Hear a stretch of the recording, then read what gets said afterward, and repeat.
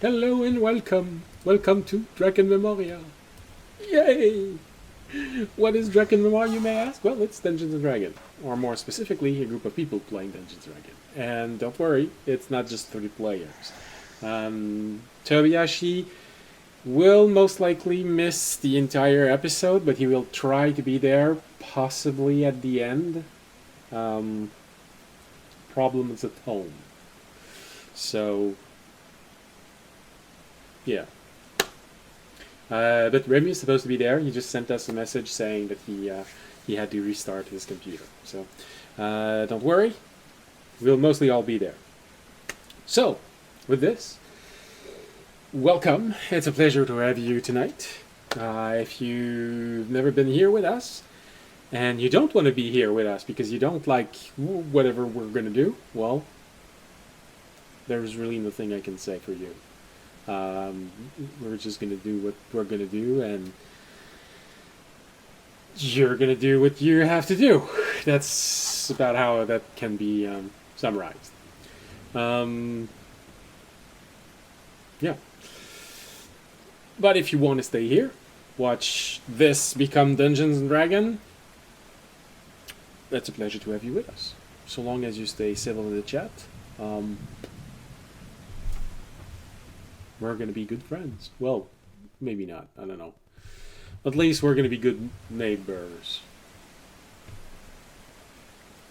Although, if you're on the other side of the world, that's a bit hard to be neighbors. How can we call this? We can't even call this pen pal, because if they don't write, they digital can't neighbors. Pen pal.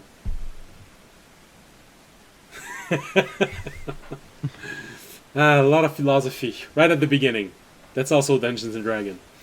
All right, so yeah, if you want to be here for some Dungeons and Dragons, it's a pleasure to have you with us. If you're new, welcome. If you're not new, welcome back. If you like the thunderstorm in the background, that's Ambiance Mixer. If you like the world map, that's WonderDraft. If you like the battle map, that's Dungeon Alchemist. And sooner or later, I'm going to write down the information for Canvas of Kings, which we have been using for a few episodes now because I started making village maps. That's fun. No, really, it's fun. I'm not. That wasn't sarcastic. No. All right.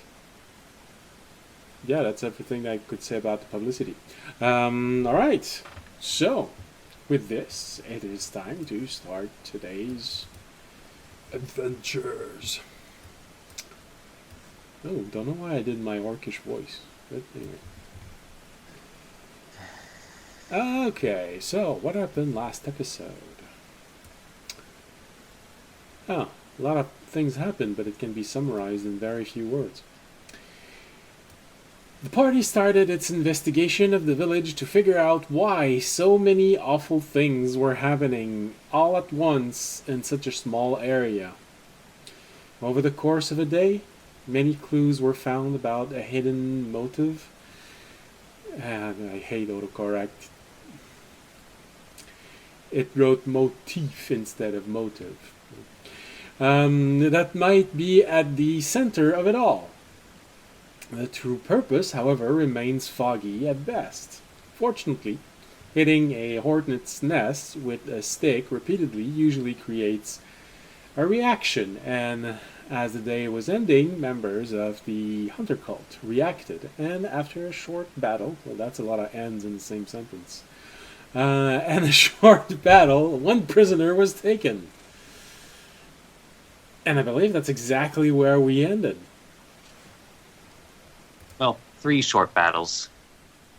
Yeah, but since you had the same initiative for all 3 battles, it's 1 short battle for you and 3 short battles for the enemies. 3 even shorter battles for the enemies. Yeah, absolutely. Oh man, I don't know if I should say this online. And if they were dwarves, it's even shorter battles. I feel like that's a plan to get suspended. Well, I mean, who are we insulting? The dwarves? They'd probably laugh at the joke and then beat me up. First we gotta rock, then we gonna roll. And then they just gotta. Alright, so I believe we ended last episode after a quick fight, trying to intercept as many of the hunter cult as possible. And at the end of the fight, a prisoner was taken. And I believe that's exactly where we finished. Tobiashi seems to be a little bit dazed. You know, he was trying to evade the explosions of erupting earth, and I think he saw something inside of the gopher hole. Because when he came out, he just was... And he's been like this ever since.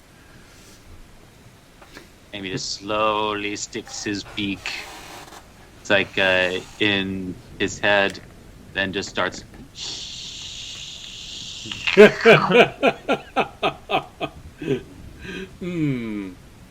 So, how does Tobiashi taste? Citrusy. Yeah, we already.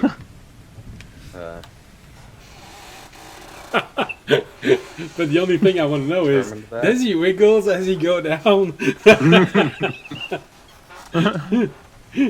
It wiggles all the way down. Here comes the wiggle, here comes the jiggle. Are you telling me that nobody got the Rugrat reference? Oh, I think it was one of the watch twins. Rugrats. The guy twin, he eats a worm, and everyone's looking at him and, how does it taste? How does it feel? It tastes, and he gives a description, and at the end, and it wiggles all the way down.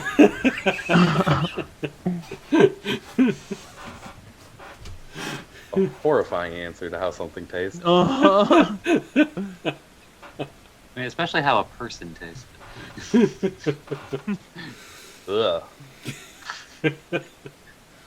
Although, there's at least 5 people into it on the internet. Which is enough to have like a whole DeviantArt and or Reddit and or... Yeah. That makes me think I really should Yeah, finish and you that. don't watch Smarty Pants on Dropout? I don't think so. Alright, never mind that. It's not a stream appropriate. Oh, okay. Well, you got to remember that I don't get Just say it's exactly called the same. Worm. You got to remember that I don't exactly get the same television as you all do. There are a few differences with what's playing on television for me. All right. I don't know why I'm staring at the calendar saying February 19.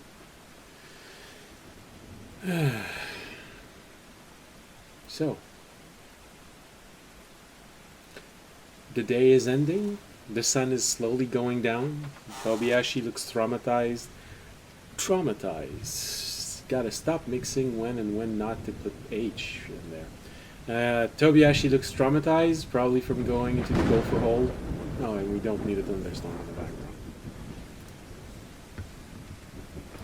It's too bad. I like thunderstorms. I like also blizzards. Not the company, the weather effect.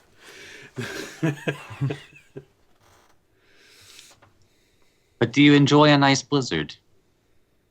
I actually don't know if Quebec has a Dairy Queen. Yes, we do.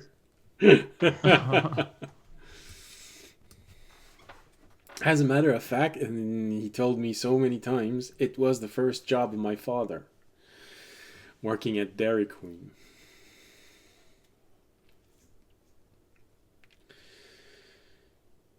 But I've never actually been into Dairy Queen. See, a lot of commercials. I've been meaning to try tragedy. at least once. Not sponsored. Yeah. Blizzard's really good. Really? Okay. I don't think they're open during winter here. I have to check. A lot of them aren't. But those that are part of a commercial complex or things like this, they might actually be opened. Because, here, we eat ice cream even in the middle of the winter.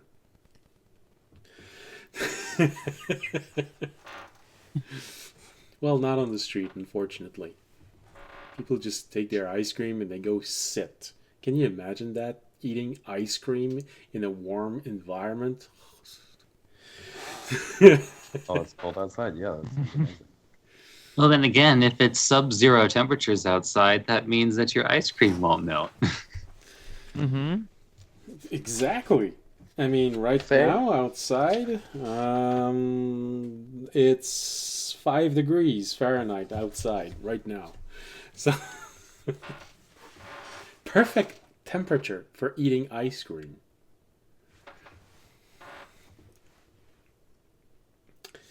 Now I want to eat ice cream. Why did we start talking about this?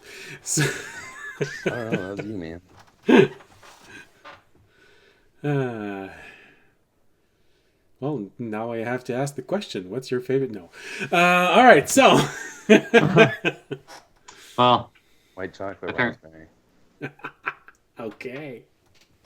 well, apparently Ramey's is now some variant of like orange or citrusy.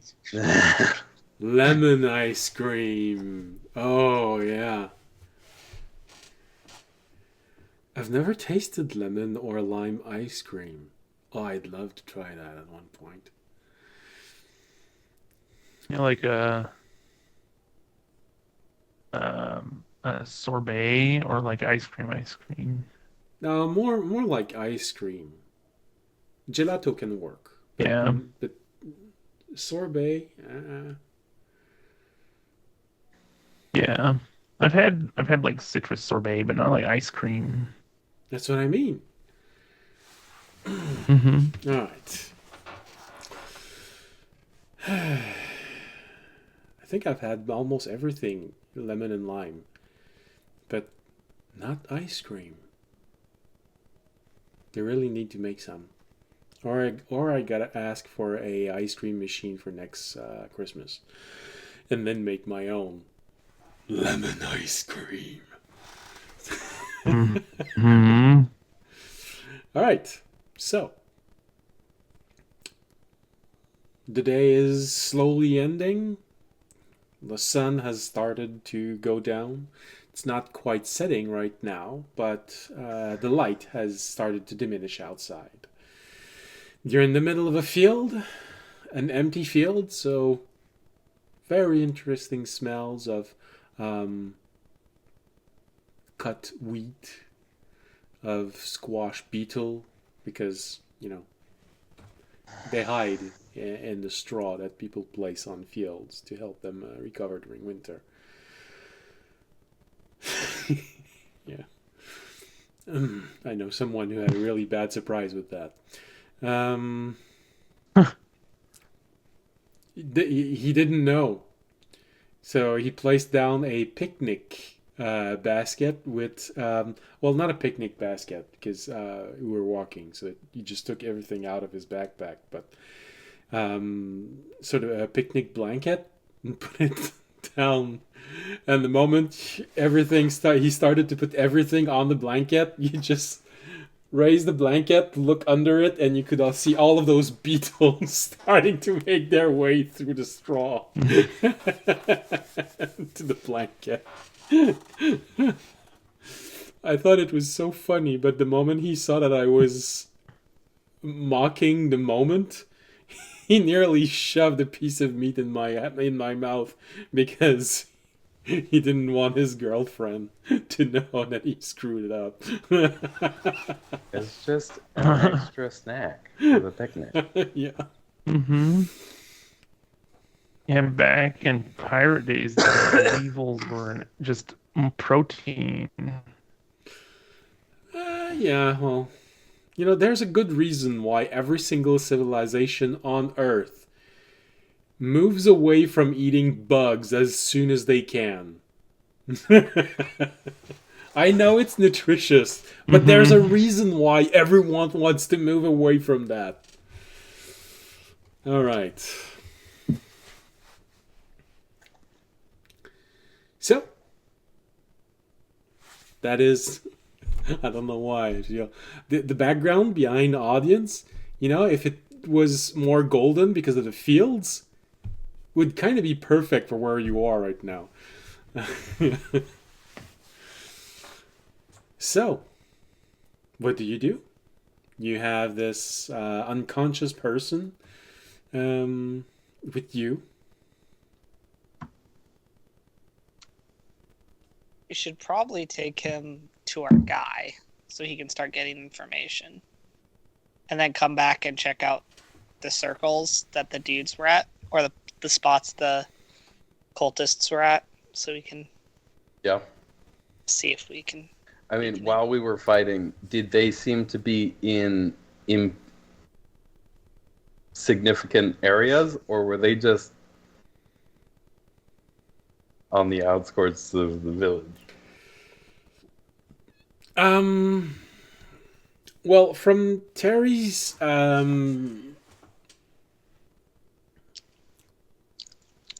description, they were at extremities of the spider webs. The spider web. Man, those plural really got mixed up in that sentence. They were at the extremities of the spider web. I mean, we were thinking the fields might have been a possibility anyway, and then from what Terry saw, it seemed like they were in certain spots on the field, so probably would be at least a good place to start looking. Yeah. So, we're gonna download the history of the helm and the coordinates. We could just track where the bodies are, to be honest.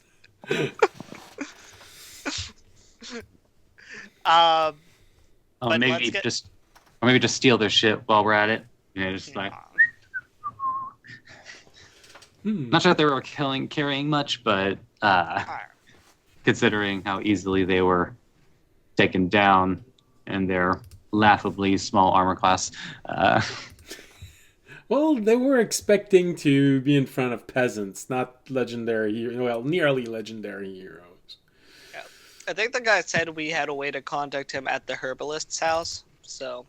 Yeah, he keeps tabs on the herbalist hut and the inn. In the inn.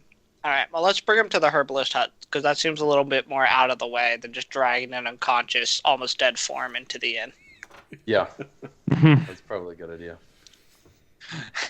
While we're at it, just drag them through the village where everybody honestly, can see we it. don't all need to go.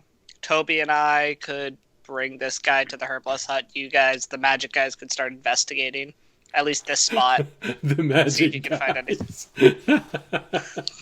The people. I mean, I don't think I'm going to be that useful in the investigation anyway, so I can just meet you guys like back here in a bit. I'll take him over to the herbalist hut with Toby.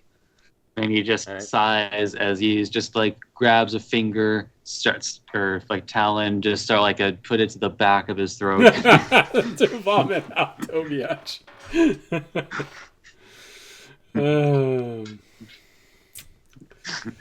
That's an interesting image. So, Alright. We'll start bringing the guy over to the... now I gotta ask, what did Remy eat this morning? Do you have to, though? You can send it privately. Alright, well, in that case. What was I looking for? Oh, yeah, the rest of the sheets for this, just in case you wanted to search the guy, so I can have the official Here we go. That's the official stat block of these priests. And just in case, this. Alright, so in that case, audience shoulders the poor guy on his back and Poor guy. oh, he just got beat up. But deservedly beat up. Oh, Yeah, I'm sure that his position is worth sympathy after he was accessory to the damnation of an entire village. At minimum. Also, probably the direct murder of the herbalist and some other people who tried to leave town. well, yeah, but nobody's perfect. Yeah, why? Are you Listen, holding this we're to the high ones who standard, get to man? decide who's innocent and guilty, and this guy's guilty. No, but We've decided. Love being judge, jury, and execution. Yeah, no. And Feels great. And you know, Olivier, I'm sure you can agree with me. When you got someone that's sick, you gotta heal them. It doesn't matter if they did something bad or not. You gotta be able to detach your feelings from that. Unfortunately, yeah. I mean, oh, it's the right thing to do. So then they can face justice for their crime. Yeah. And get beaten up again once they're in jail. That's why we didn't kill this guy, so his mind could be turned into soup by the psychic dude. Exactly, you It see? is While one of also the worst getting punishment infor- of all. See, justice is always there for you. Yeah. You just All got right. to let the system do its thing. I will leave. Me and Toby will leave with the guy. You guys can start. We'll shoulder. I'll catch you later. I'll be in contact with the orb if you guys are be in contact if you need anything. All right. All right, sounds good. So, well, since I'd say audience will take a little bit of time to get to the hut, we'll go with Jorg, Remy, and Fisher, because he's got to get there at least. Yeah. So it gives you a little bit of time to do something.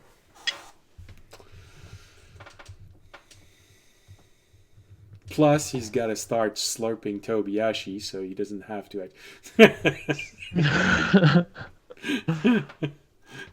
Press. One of the few moments where you gotta eat Tobiyashi has so many different possible meanings.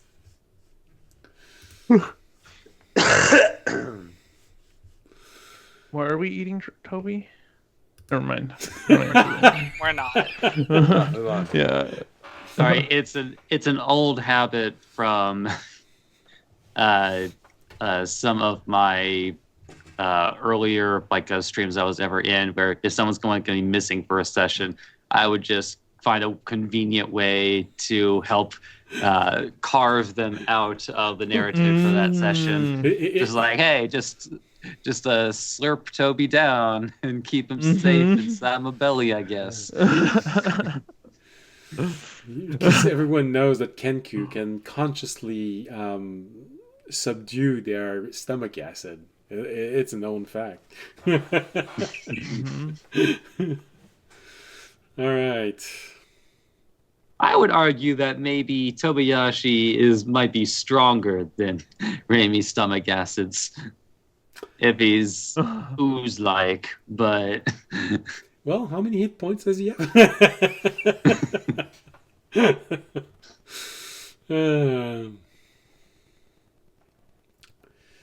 All right. So, Jorg, Remy, and Fisher, you are alone in the field. The light is slowly dimming all around you. You see audience slowly leaving.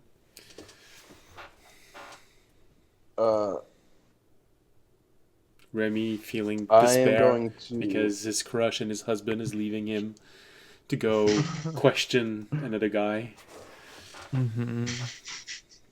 I would like to search around to see if there is any kind of like because it seems like this is one of the edge of the web. I want to see if there's some kind of like anchor point or Yeah. emanation pointer, All right. Yeah, I wanna something help around here. help with the ley line stuff. So All right. All right. And then we encounter Madam Web and discover the Spider-Verse. Hell yeah. Well, it's probably a better thing. And they look at Toby and they're like, "You're like me." Oh my, instead of the Spider-Verse, it's the Tobyverse. Enter the Tobyverse. yeah, I was saying earlier today, since all of us got eaten by a giant monster, then we're all just gonna have to play as different Tobys.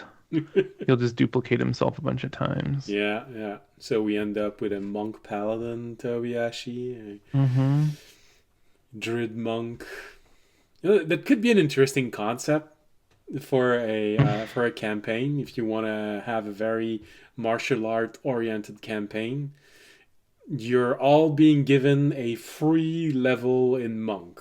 So you have the basic, you can decide to keep on going with this, or you can immediately change class with the second level. But you all have a monk basis. Mm-hmm. I don't know. You just do a side mission where Toby, the original Toby, got lonely, so he just made a bunch of copies of himself, and they all specialized and pretended they're us. Oh no, that's even worse because with The twist at the Tobiyashi end we is can the- actually justify it. He was so sad because you all died that he started binge eating. And here you go, you got five Tobiyashi. Mm-hmm. And in the end, he gets super paranoid and murders them all because he feels like they're going to turn on. Yeah. And then he realizes, oh damn, I wasn't the original one. Plot twist. That's the plot, the entire campaign. At the end, he realized, oh damn, I killed the original one. So what's up with this magic spell?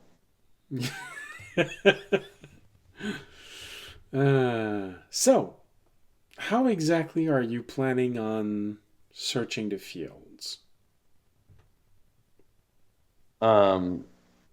I would use Terry's assistance Okay. to try and find a convergence at the edge of the web, Okay. and see if there's anything there.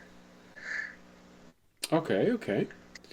Jorg said he wanted to help, so he starts taking out. No, that's right. You didn't copy the maps. Remy has them memorized. So Jorg turns around and takes Remy out for having the maps.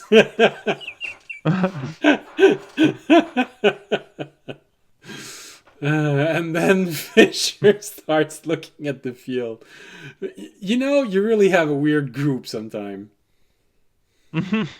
What? I want to see that moment where it's George is, we're going to look at the map. Remy, I want to look at the map. For Remy. Well, you know, you're getting your vengeance because he used you as a shield last episode, so. Yeah, I was a That's pretty what good shield teamwork last is episode. all about. Uh-huh. Yeah, these are definitely equal things. It's like you take a magical blast from me. I show you the maps I memorized. Mm-hmm.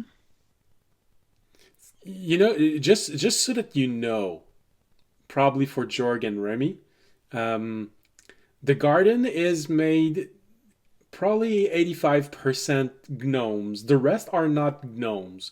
There's probably a psychiatrist somewhere in there. There's a 15% of people who will definitely need it at least once.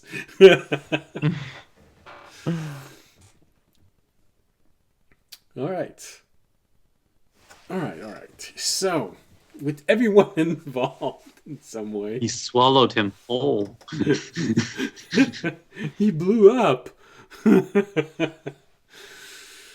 So, with a map in hand, with Terry's help, Fisher, make an investigation roll. And I will take this in consideration for the DC of this investigation. It's cocked. That is one of the numbers that it was showing the first time. That is a 22. Okay. I was afraid Yes. you were gonna get it, and you were gonna say 2. No. It was the higher of the two numbers that was cocked. Okay.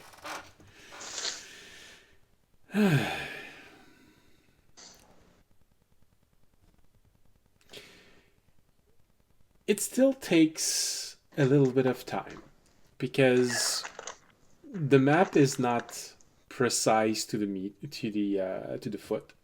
Sorry, I was going to say meter. The map is not precise to the foot, and You just say it's not to scale. well, so the scale is a bit odd on the map, especially with Remy. He keeps shaking. You don't know why. So. Damn it. And Terry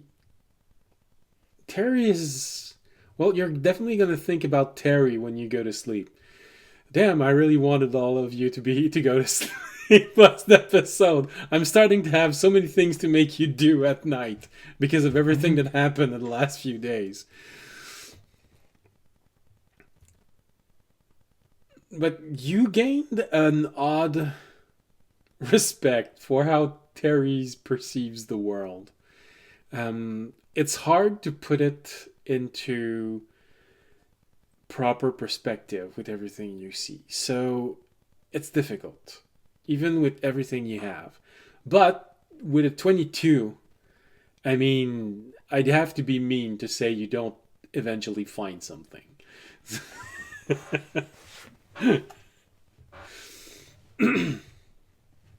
I mean, you just rolled better than any farmer could ever do to find something in their own field. So, yeah. It takes a while. It takes a good while. Time goes by. The sun is nearly set. You have that moment of nearly despair as you're rummaging through the field, taking the straw, moving the straw everywhere, just trying to figure out what were they exactly doing here, and more specifically where, so you can find it. But eventually, with the help of all your friends, you find this little patch of dirt that feels like it's been turned around recently, and not from the field getting plowed, because it sort of makes an almost perfect circle. It's about 5 feet wide. This patch of dirt. And granted, you have 2 really big patch of dirts, maybe 10 feet away, that are completely overturned. That's from the erupting earth twice. But thanks to Remy's photographic memory, you sort of have the confirmation that the ground was not turned before they turned it with this spell. So you find this 5 foot radius circle where the earth has been recently dug out and filled in.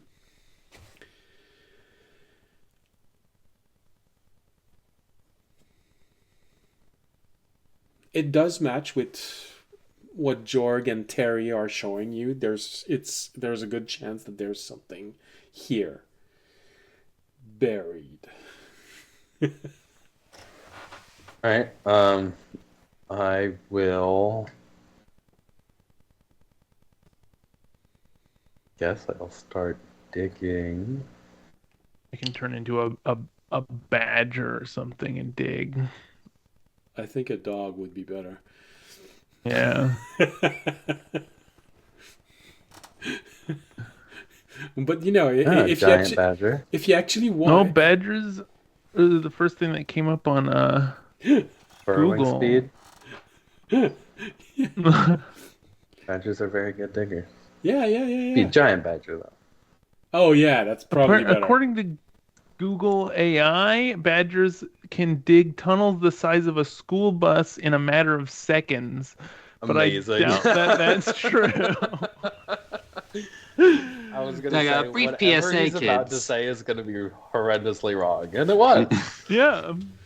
Well, I'll dig a school bus sized tunnel real quick. I believe it. I believe everything I hear. Yeah. I've seen it when I was younger. It was called a magical school bus.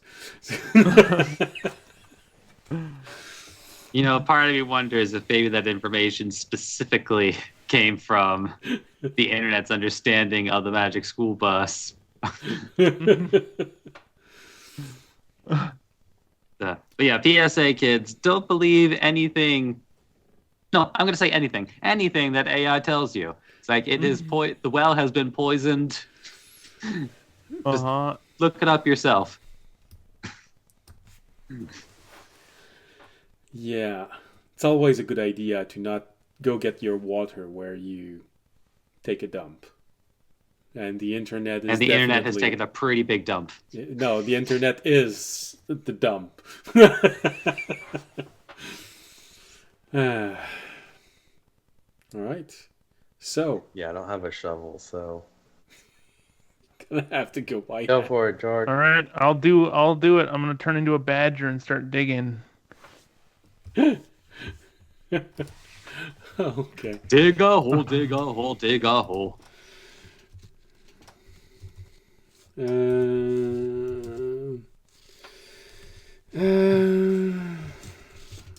think I can dig up to 3 feet per minute.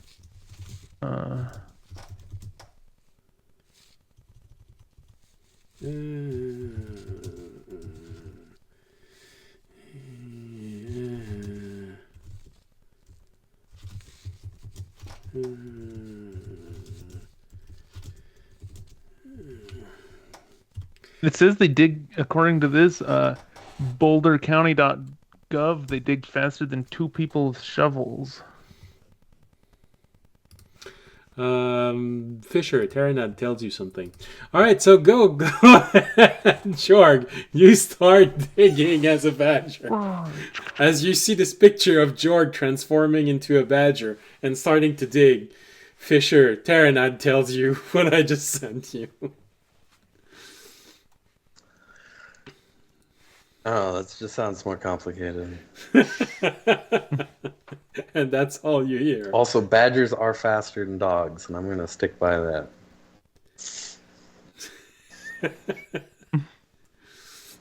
Yes, of course. Now, I don't know why his familiar thing, that is also a dog, isn't helping him, but, you know, maybe he just wants to have fun with it. He's, I mean, yeah, he could help me. I didn't know if I'd get in the way. You can hear that. You're already a feet underground. Well, I mean, I did initially think of using Frel to dig, but I also was like, but I feel like a badger could dig faster, but...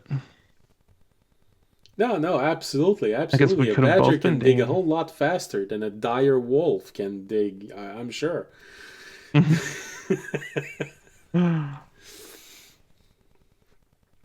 You see, Mhm. you turned into a honey badger, so you didn't really care.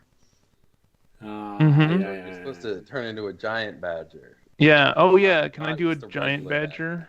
You can't hear him. You're already feet underground. Well, you Well, can. Jorg would know. Okay. I forgot giant badgers were a thing in D&D. Yeah, Giant everything's a thing, Giant everything. pretty much. yeah. A giant badger. Everything, all of that is a thing, including summoning a giant badger for druids. Mhm. But it's more fun to be a giant Yeah. badger. It's also more fun to dig with a friend. He's like, after he's like 3 feet in the ground just like blows up as he turns into a giant badger. Like, this is gonna be way faster. I will be careful, and if I see anything that's down there that looks like it could be where the ley line is anchored, I'm gonna not destroy it, and I'll carefully like dig around it. All right. So, with Jorg suddenly transforming into a larger badger and giving at least one of you a brief moment of, has the enemy returned? They're using erupting earth. Oh no, it's just Jorg transforming into a bigger badger. I mean, according to this, they do have a 10-foot burrow speed, which would suggest that, at least in game terms, it can displace. What's its size? Medium size. So a 5-foot square Per second. Well, For 6 seconds. Or per 6 seconds, yeah.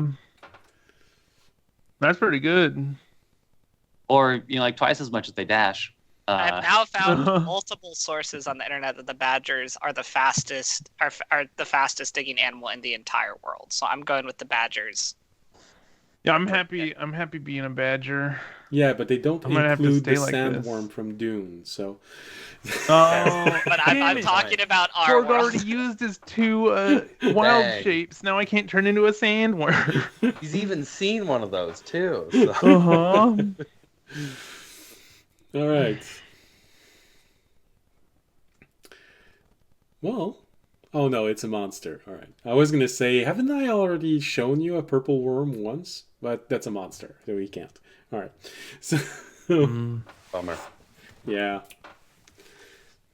But I'm not sure. I think it was another type of worm that I sent you. Because purple worm are actually kind of mean. I don't think we found it. No, that's it. I don't think. I'll have to check.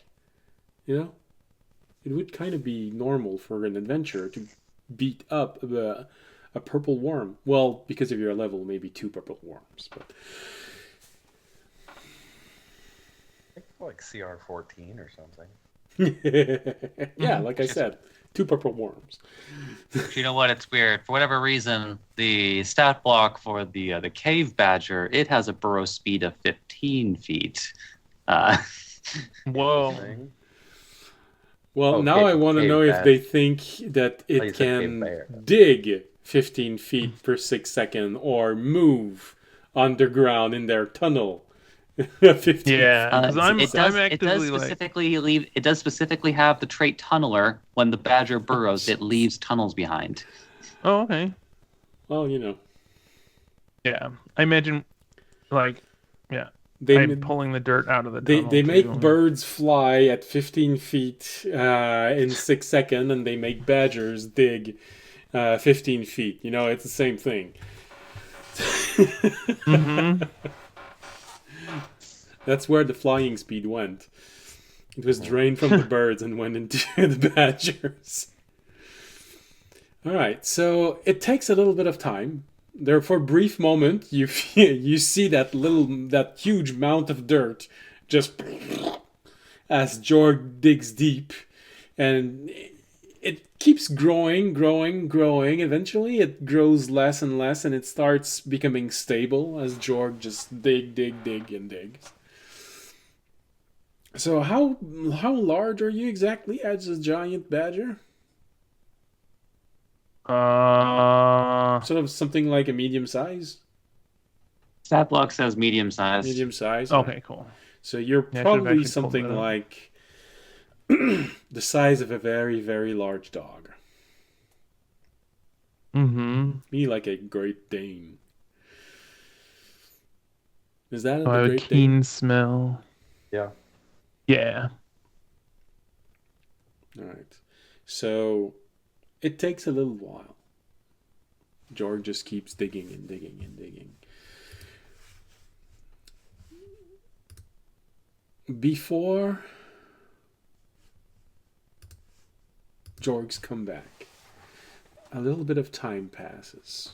Maybe 10, 20 minutes. Remy, you do have a sort of an intuition that you are being watched. Your passive perception is high enough to feel that. But it doesn't last the entire 20 minutes. It's sort of as if it lasted, I don't know, maybe 5 or 6 minutes, and then it stopped. Somewhere in the field, something watched what you were doing. Then after a good 20 minutes, George, you've been rummaging around underground for all this time.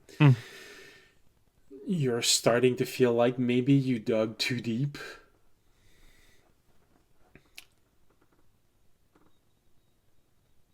There's something that feels slightly odd knowing that you're digging in soil that has been enhanced with what you would essentially consider to be the blood of a grove. There's sort of a reaction inside of your body every time that thought crosses your mind. But eventually you find something. You dig, and you dig, and your claw touches something metallic. You stop for a brief moment, just in case it's something important. And it might be, because it's definitely man-made. It's a long, it's a long, wide rod, maybe a 1.5 feet in diameter, and it extends really deep. As far as you can tell right now, you're pretty sure it is at least 5 foot long, but it could be longer than that even. And there are some branching parts to this thing as you move around and start digging around it. It's not long. It's maybe a foot long each, but there are a few branches that spread out, as if someone tried to mimic a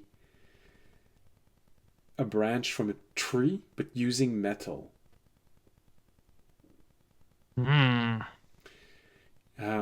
There are a few very fine engravings on it.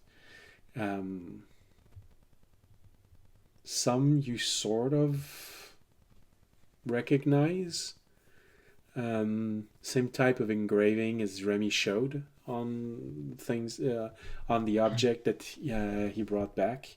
Well, the image of the object he brought back. But many of them you don't know. And especially badgers don't have that good of eyesight, especially in complete darkness underground. Yeah. It's a pretty deep tunnel I've got going right now. Yeah, you are guessing that right now this portion of whatever this is, you're not sure if it's longer than 5 feet, but you're roughly 15 feet underground right now. So it has been dug in deep. And it probably weighs a lot because it's made out of metal and it's a good 1.5 feet thick. Could I ask, assuming we see this? Yeah.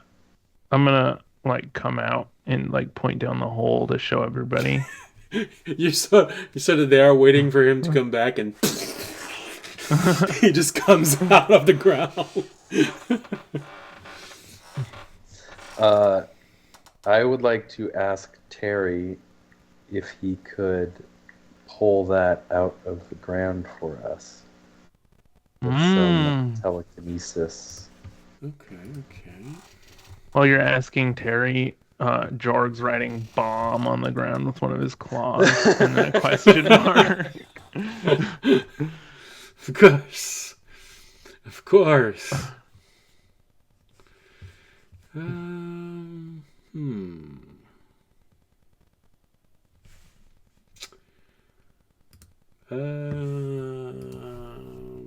remember the exact weight telekinesis can do, but I believe it is a lot.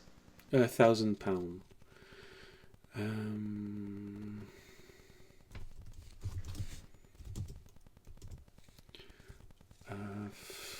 Trying to look up how heavy that rod would be.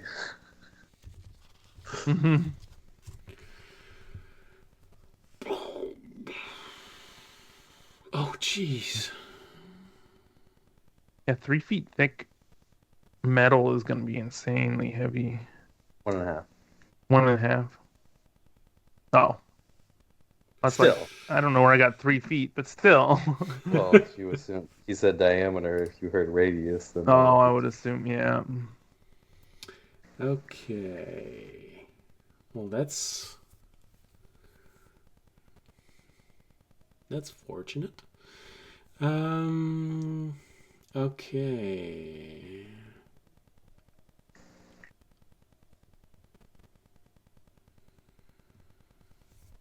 How much? No, that's okay.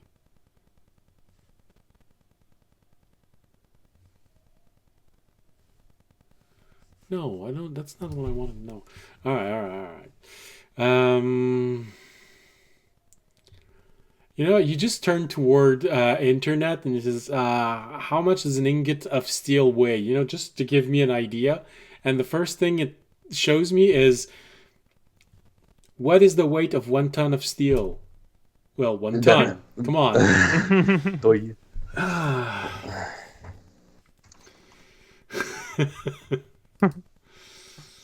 I can't help but to feel like a rod, 1.5 feet. Density of steel is around 490 pounds per cubic foot. Okay.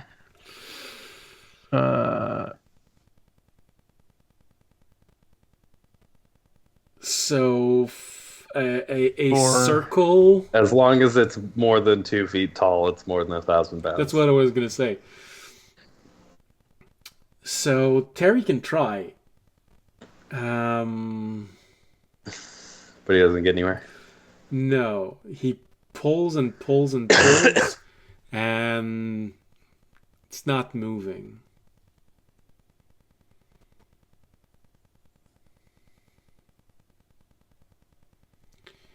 Move it up to 1,000 pounds, and you can't upscale that.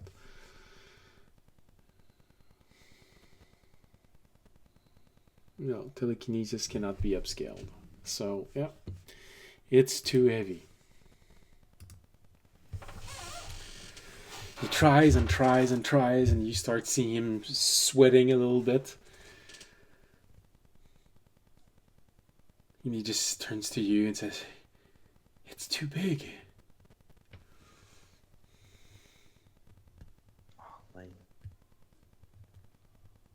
And then you have a little green goblin that comes out and says,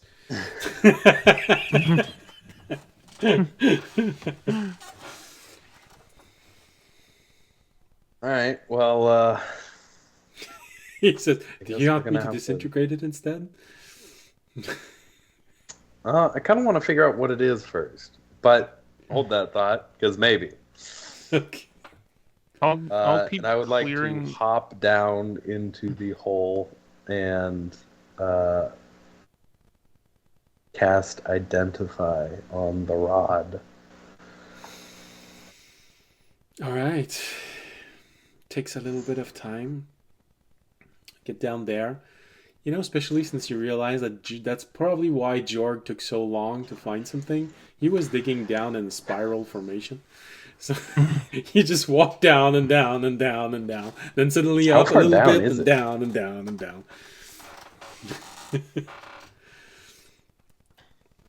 How far down is it? Jorg was a good 15 feet underground when he found that, Mm. and it was 5 feet tall at least. But he didn't see Damn. the extremities. So it could be something like at least 10 feet down. Dug inside the field, 10 feet down. And then it extends.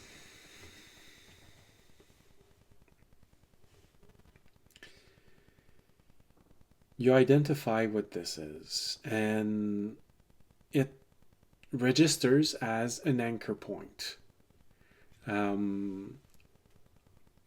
You have your first confirmation that this thing is part of several. 8 to be exact. The exact nature of it is meant to act as a binding agent. So whatever it's meant to catch, it's gonna catch it and force it to stay there. Just like the binding element of a summoning circle. But the complexity of it, the complexity of all of those little glyphs, gives you a feeling of a major spell. So a spell that would be at the very least 6th level or higher. So it's not a minor binding spell. Mm-hmm. Depending on the exact level, which that information does not come, it could go from anywhere to a normal. If you have to compare it to what you know, which would be a demon, it could go from anywhere to a normal demon to a greater demon. So something that can actually beat the crap out of an angel. Right. Can I tell what it is binding? It's just meant to bind anything of celestial or fiendish origin. Huh.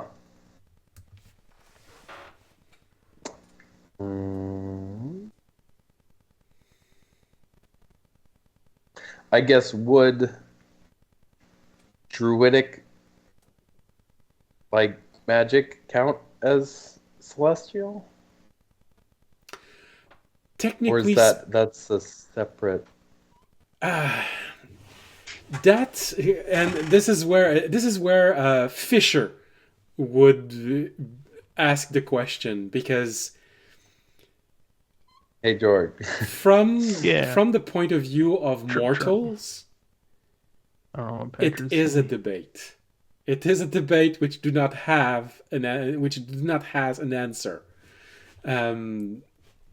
Wizard would probably classify druidic magic as divine in the same category as priests, because there is a god behind all of this, giving that magical allocation of energy. But druids would tell you that they draw their power directly from nature. So it is a debate. It's possible. But if you ask Jorg, he's going to say no. If you ask a priest, he's going to say yes. And if you ask a wizard, he will most likely say yes. Mm-hmm. What if I were to be asking? if I wanted to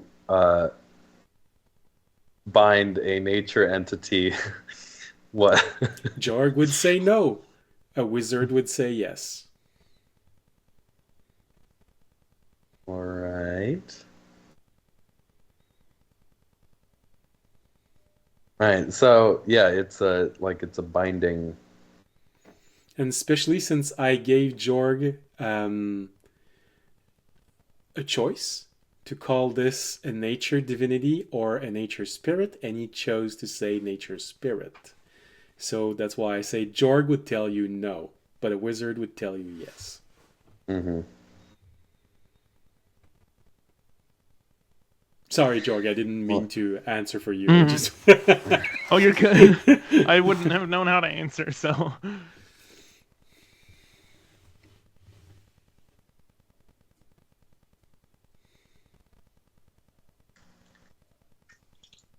So, All right.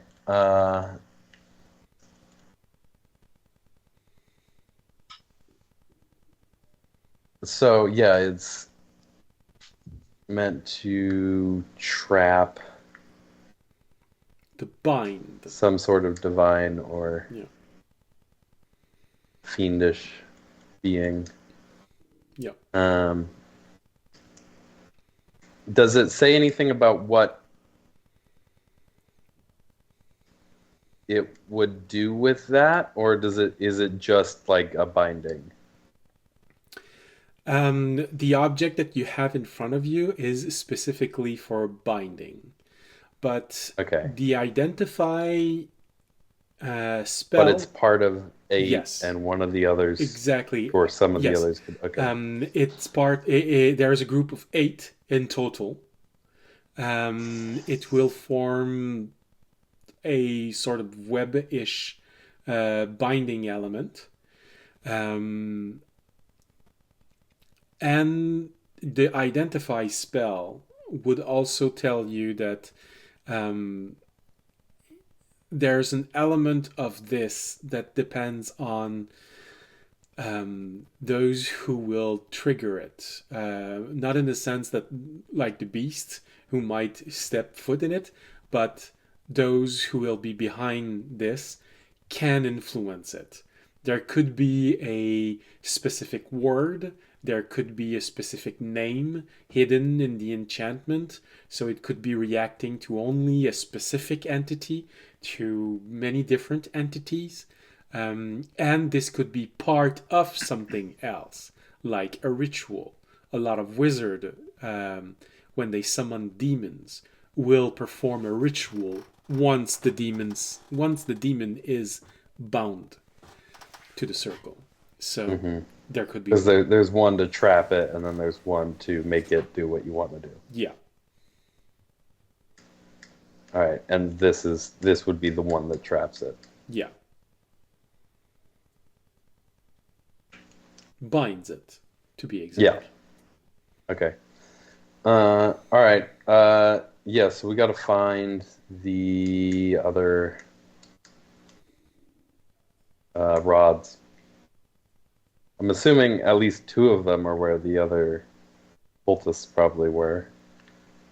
And that might help us figure out where the others would be if we do some math. Well, the only thing you have is the last image that Terry had, because you used the Helm of Teleportation to get there, meaning you did not actually go there on foot. You have a vague idea of where the bodies can be, but you've been doing this for a good hour. So Yeah. a lot of this can have changed now. All right. I don't think we're getting that out anytime soon, so I figure we should probably figure out what's happening before we start breaking stuff. What do you guys think? I'll nod. Yeah, let's not accidentally break the lock that keeps the bear at the cage. Yeah. All right. Jorg, would you or Frel be able to help us track down where we killed those other dudes? Mm-hmm. We got some more poles to find. So, I want to know how Jorg is going to do this, because there's a way that you can very easily find something, but I don't want to give you the answer.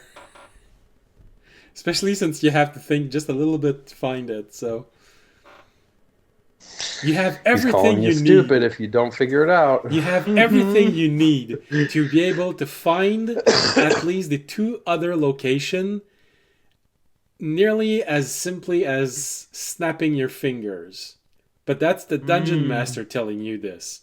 You know, the guy that spends all day long trying to figure out ways to do things. So, I don't know if you'll see it.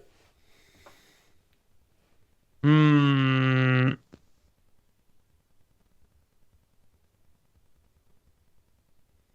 You have locate object prepared?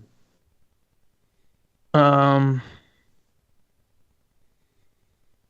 don't believe think so. That, oh, But yeah, I could search for other versions of that thing. yeah. Although if it's a different bell rod, I don't know. Mm-hmm. Something to try, but A way for me to just find it.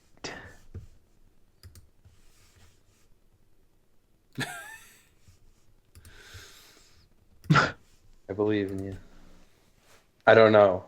I'm just Uh-huh. believing you. Do you want... How much do I know about ley lines and stuff? Okay, I do want a hint. You want a hint? Okay. Oh, what were you gonna ask? What were you gonna say? Do I want what? Do you want to have a few minutes to think about it? I will go to audience. Sure. There I we will go. take a few minutes.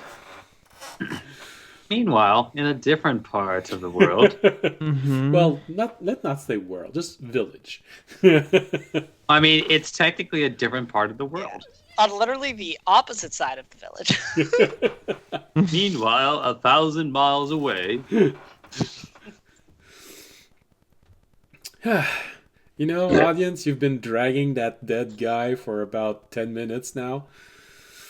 Well, I've been dragging him, but carrying him on my shoulders. Okay. Much harder to drag than to carry someone on your shoulders. Okay. Well, let's just make athletic roll. Let's see how long it's Sure. going to take you.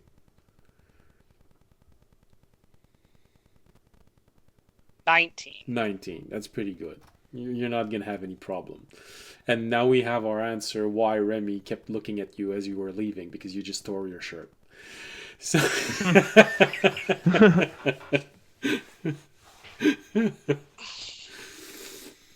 Again, best gold he ever spent.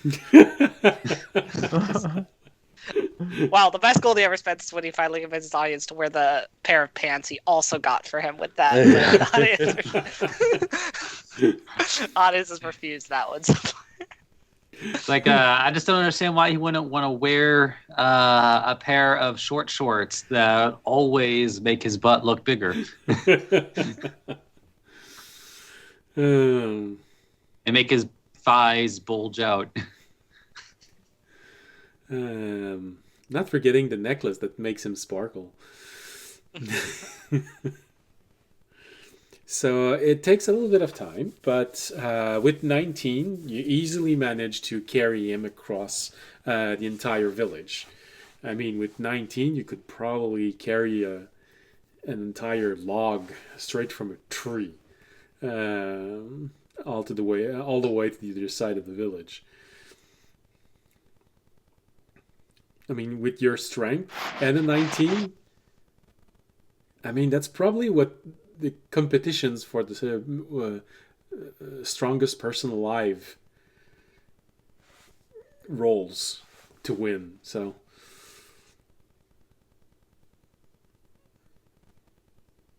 like I said, it takes a little bit of time, but it barely slows you down. You get to the hut. Tobiashi following you. You know, all he keeps saying is just, you don't know what gophers do. You don't want to know.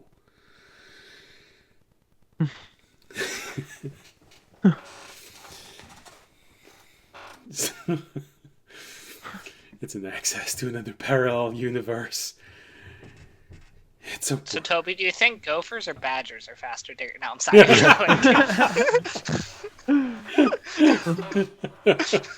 What is the digging speed of an unladen badger? Yeah, but gophers open dimensional doors. Alright. Oh, that could be an interesting enemy, though. A giant gopher that can misty step. Summoning. So you get to the cabin. You enter. You have the brief moment where you're about to step on the ground where there was the pressure plate before. Just in case, maybe not. Step around it. Anyway, I'll go about trying to contact the dude. How do you want to try this? Well, he said. I thought I asked him Think to really like, hard I know. and hope he's listening. No, I think he told me where the summon was. yeah, I know. That's why I want to say. You said that you want to try and contact him. I want to know how you want to do this. Oh, through that. Just through that. Okay. I thought that was implied. Okay, I'm not okay. trying anything else. No, but I don't know. Like, maybe hey, maybe bitch, get your ass out here. yeah. Maybe No, you were gonna there was- talk. Maybe you were gonna say something. No, there was no other. I was just doing the thing he told us to do. So basically, from his point of view, all he sees is the fish perspective of someone looking inside of the invisible sensor. Just in... Hey, Just like- we gotta. Well, I will say, we got a prisoner for you. Or yeah. Can you come? Your prisoner starts stirring a little bit. There you go. He's unconscious again. Smack him on the head real quick. Bop. And then you do like in Princess Bride. You smack him on the head too hard and you just go... Oh, damn.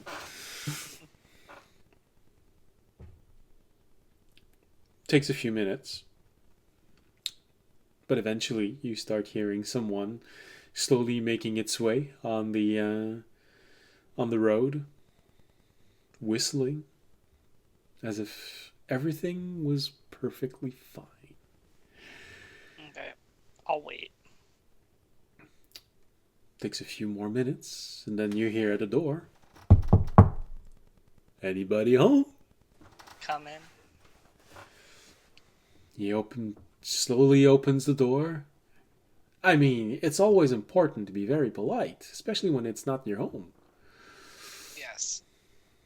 So there were 7. We killed 7. We killed 6 hunter cults, and I captured this one for you, so you can look through its mind.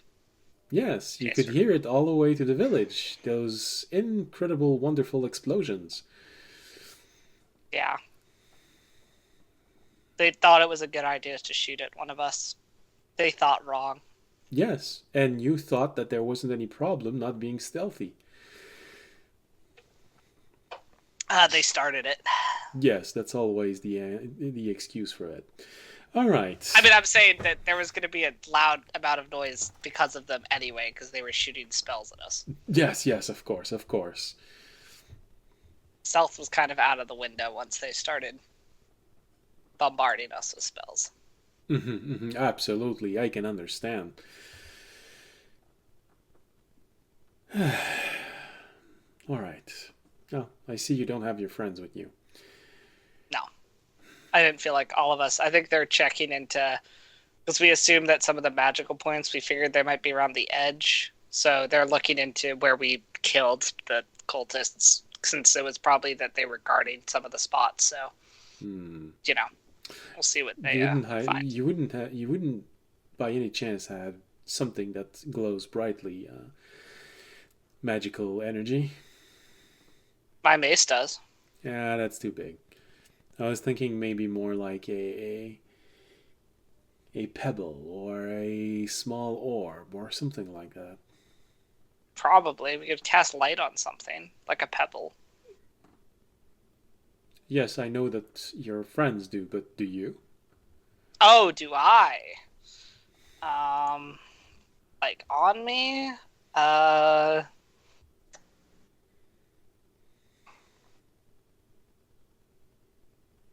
don't think so. All right. Well, I got my mace. That's what I got. yes. I could put it know. in like the corner. No, that wouldn't help.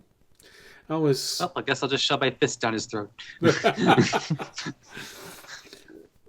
I was trying to maybe go for a little subterfuge, but yeah, it's always. I could cast daylight.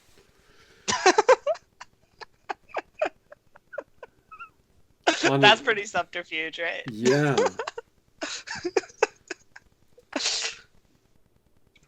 I'm sorry, that was a joke. Can you cast it on a small object? No, it's a 60 foot. It wouldn't work with my idea. Well, I can cast it on an object, but I could actually cast it on a small object, but it would shine light for 60 feet.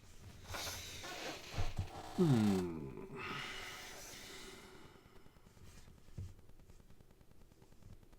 don't know if it will work.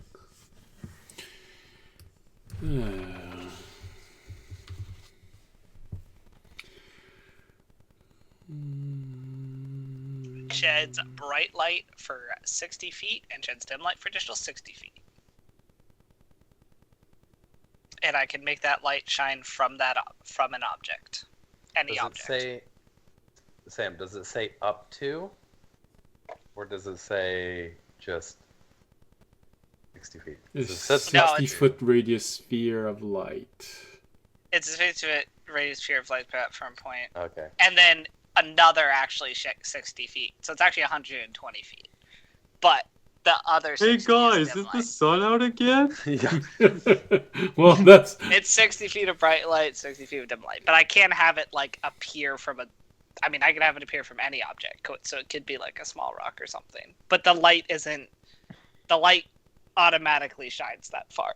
I can't control how far the light shines. Yes, well, that's too bad. It would have been useful. But I don't think he's going to believe that any memory he has can shine that bright of a light. Alright.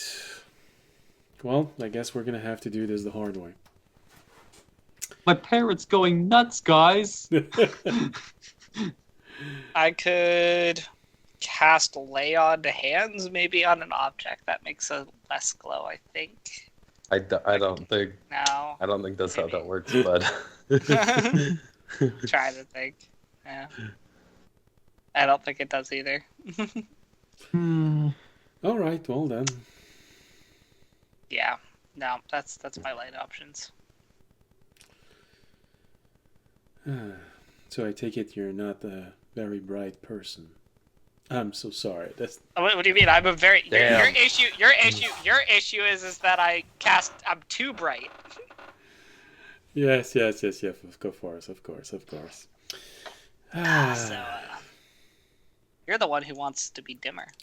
And you're the one who feels slighted by the fact that I said you don't have a light. All right. Now, I don't feel slighted. I'm just pointing out the fallacy of your argument. yes, of course. All right. Well, what do you know about the guy? You at least know his name? No, I know nothing. I know that he was Druid, because he can wild shape. And he attacked me, and then we beat him and knocked him out. That's what I know about him. Yes. He tried to run away. So I guess I also know that maybe they have some type of reinforcements in the vicinity, since he thought that somehow by getting away from us would, be good for them. That's That, what of I course, know. is the second mistake. All right. Well, wake him up. Okay. I will actually lay on hands him for 1 point. 1. 1 point to wake him up at 1 hit point. Okay. He can use that. All right. So, as you kneel down and you start your prayer, you hear you hear your friend just say, "Oh, I hope you have good acting skills." You touch him. The guy just.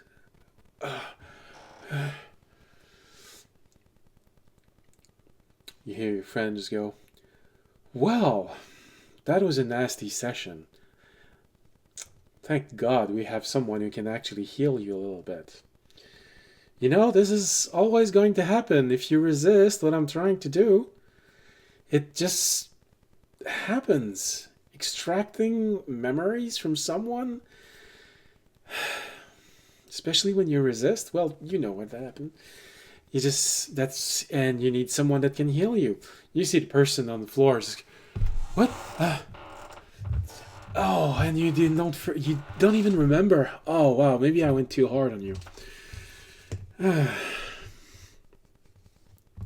Audience, you know that it's not true, but he's doing this so well, you're almost believing your psychic friend next to you, as he's trying to completely fool this guy into believing that you've been extracting information from him for the past hour at least, and you've had to bring him back to consciousness, because extracting memories, it's like extracting nails. It just doesn't leave a physical mark.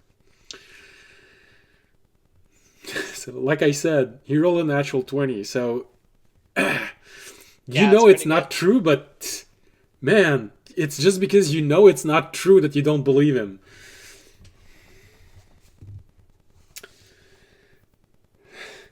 The guy on the floor says, "What? But why? I don't remember. Are you trying to... You're trying to confuse me, right? Right? Even you, audience, can see that the guy believes him. He's just trying to convince himself that this is not true. That actually can't happen. Well, that's what happened when you resist." My friend could tell you something about it. I had to use this once before, but, he's not as bright as he used to be.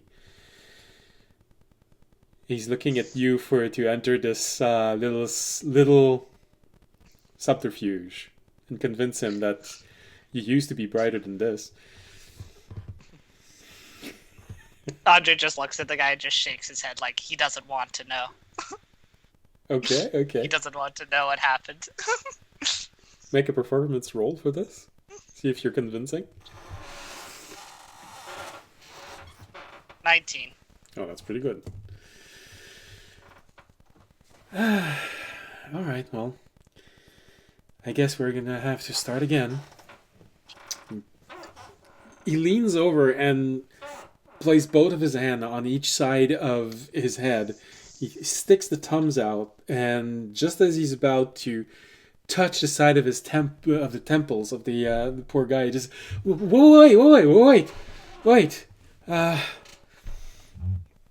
What exactly are you trying to extract?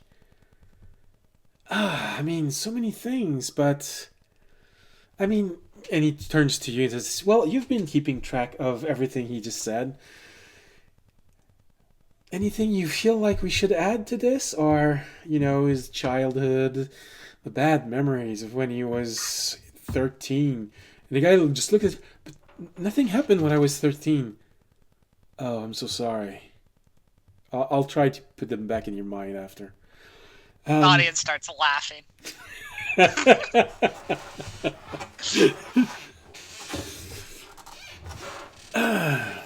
So, anything you'd like to add to the list of things he already told us? He looks at you, audience. Yeah, well, already that one gig. No, well,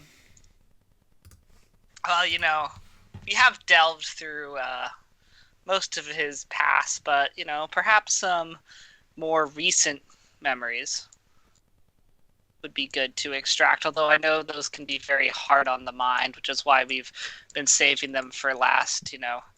Sometimes people never return from extracting those. Yes. Make a performance roll, see how convincing you are. Sure. 21. 21, that's pretty good.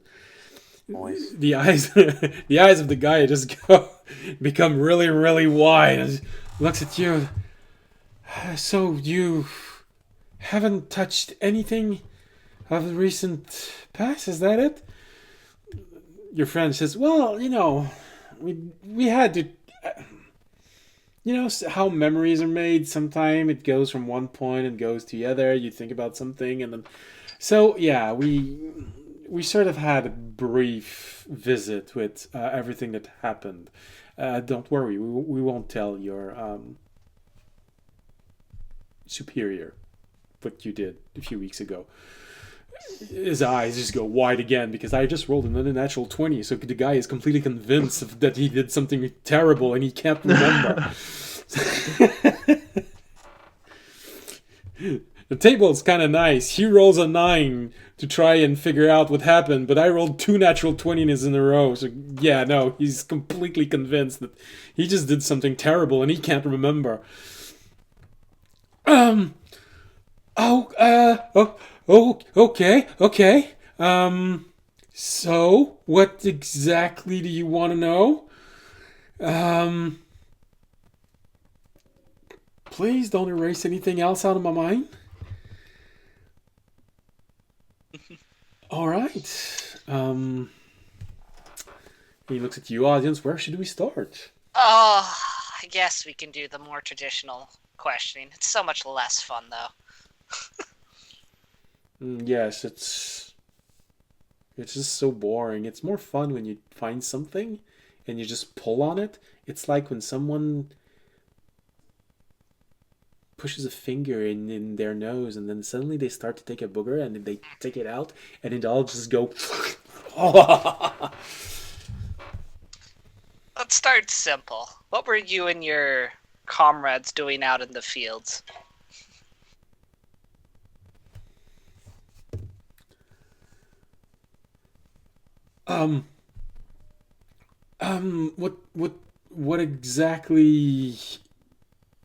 What exactly do you want to know? I mean, it's a pretty wide area. A lot of things have been happening recently in the nearby area. I mean, there's and he sees your medallion. There's yours priests from that. While we're doing this, by the way, just so I'm gonna cast a zone of truth over the whole thing, so everything he says has to be truthful. Okay. Just as we do this. Okay. You and the other guy will have to save against it. Yeah.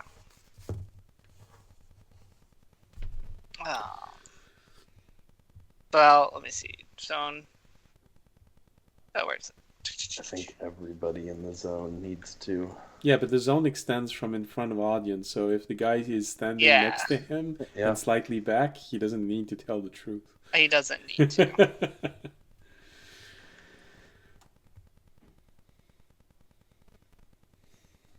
Oh, can I only cast? I can't upcast Zone of Truth? Or can I? I mean, you can. Nothing happened. Yeah, no. I know. I just don't have any level 2 slots left. Oh. Yeah, you can always Yeah, upcast okay. something. There we go. Okay. Yeah, There we go. you always have the ability to use a higher level spell slot to cast a spell, and in some cases it can be beneficial because at least in the like for example, if you had cast the spell at level 4, then that would force a roll for dispel magic, for example. So there always is a benefit, even though it doesn't necessarily list it on the spell itself. Right. Duration 1 action. It has to make a charisma 14. All right.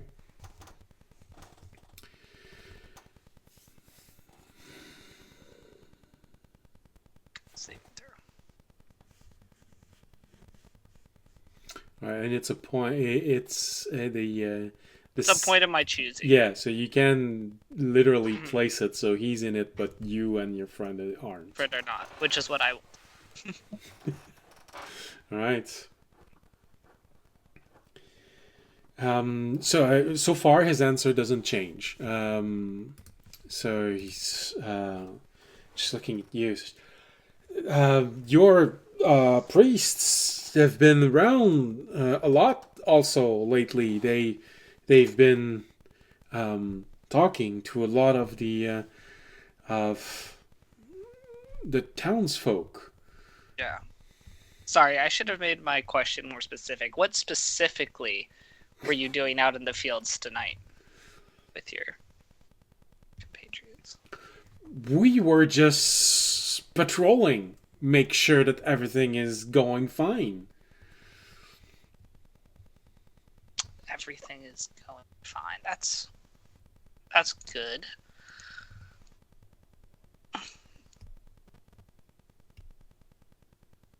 How do I take it from there? And what were you patrolling to make sure that nothing had gone awry with? Oh, well, villagers are always walking about when they hear or see shadows in their fields. They always want to make sure that nothing bad is happening, and some of the villagers have been digging holes in the ground to create cash to store the grain, because they're hoping that they can sell it without anyone figuring it out, so they don't need to share the resources. All right, this is going to take a slight risk, but he's going to use all the other information he has and what he thinks is going on. He's going to be like, and you didn't want one of them to by accidentally dig into the wrong place in the fields, right? When digging their cache, by accidentally disturb something. Why would you say this?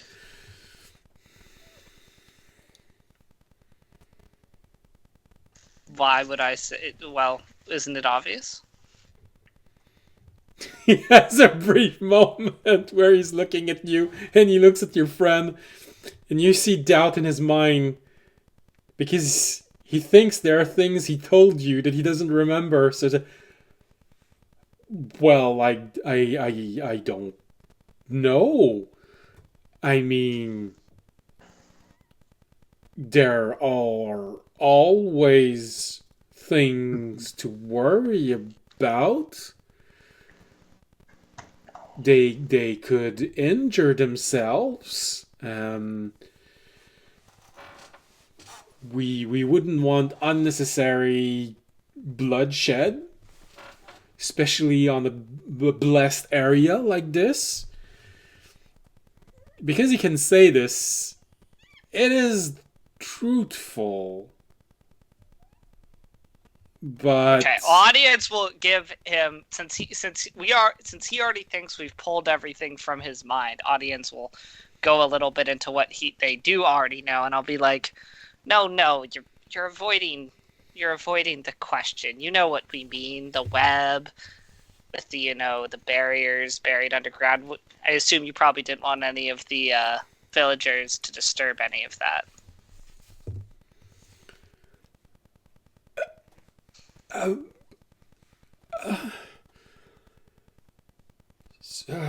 so you know about that. Of course, you told us everything. Or almost everything. We're just trying to save your mind, for the last few details. How thoughtful of you. Here, your friend. Oh, that was a nice pun, wasn't it? You see the guy sort of completely losing it, trying to not let it show that the guy is kind of losing it because he's having fun and I'm having my mind being torn apart. What's the problem with him? But he just, oh, sure. Well, yes, of course. I mean, it's just to protect the village, in case there is some sort of actions from other druids.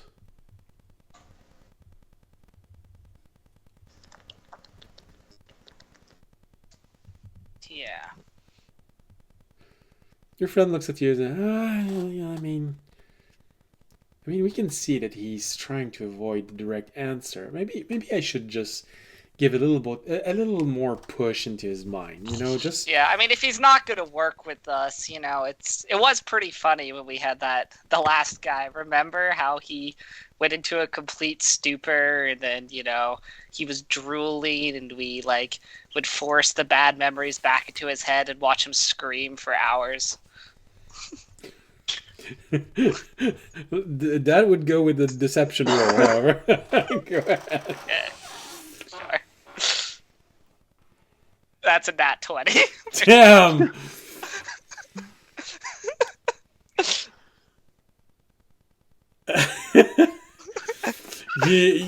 you say Audience is getting a little too good at playing the villain. Yeah. You say this looking dead in his eyes with the poor guy, and there's a brief moment where your sense of smell is just warning you that he's peeing. You see your friend next to you. He's hiding pretty well, but he's still hiding from the point of view of the guy you're interrogating, that he's nearly completely losing it laughing. From your point of view, because you're next to him, you just see him go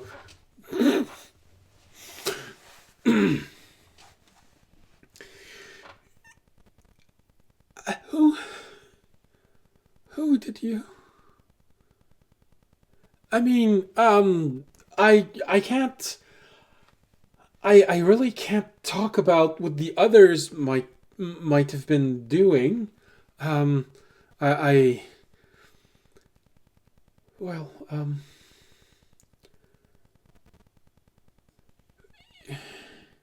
we were just told that it was to protect the village. Something about the grove that was just outside. There was something bad inside of it. So your people, and he points to you, audience, made sure that everything was fine. And then we went in. They were practically begging to be removed. They left their perimeter undefended. He adopts the stance of someone trying to justify being a really, really deplorable bully. Yeah. They were practically begging for it. No defense. They never saw us coming. We do what predators do. Obviously. Yeah. But we already know all this. And then the villagers came in, and they are the one that just took everything. We've already gotten all this from you. You're just repeating facts. You're not helping us. Well, how can I know? You've extracted everything I can't even remember part of my childhood, apparently.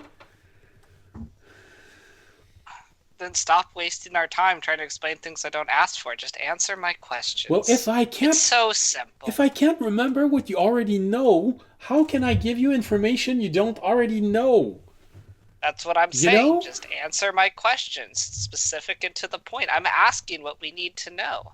You just need to work with us instead of going on long spiels about stuff we've already figured out. So okay, so what exactly are you asking? Here. Where are the points around the map that are where the web is weak and can be removed? We already have a few of them, but I'd like to confirm.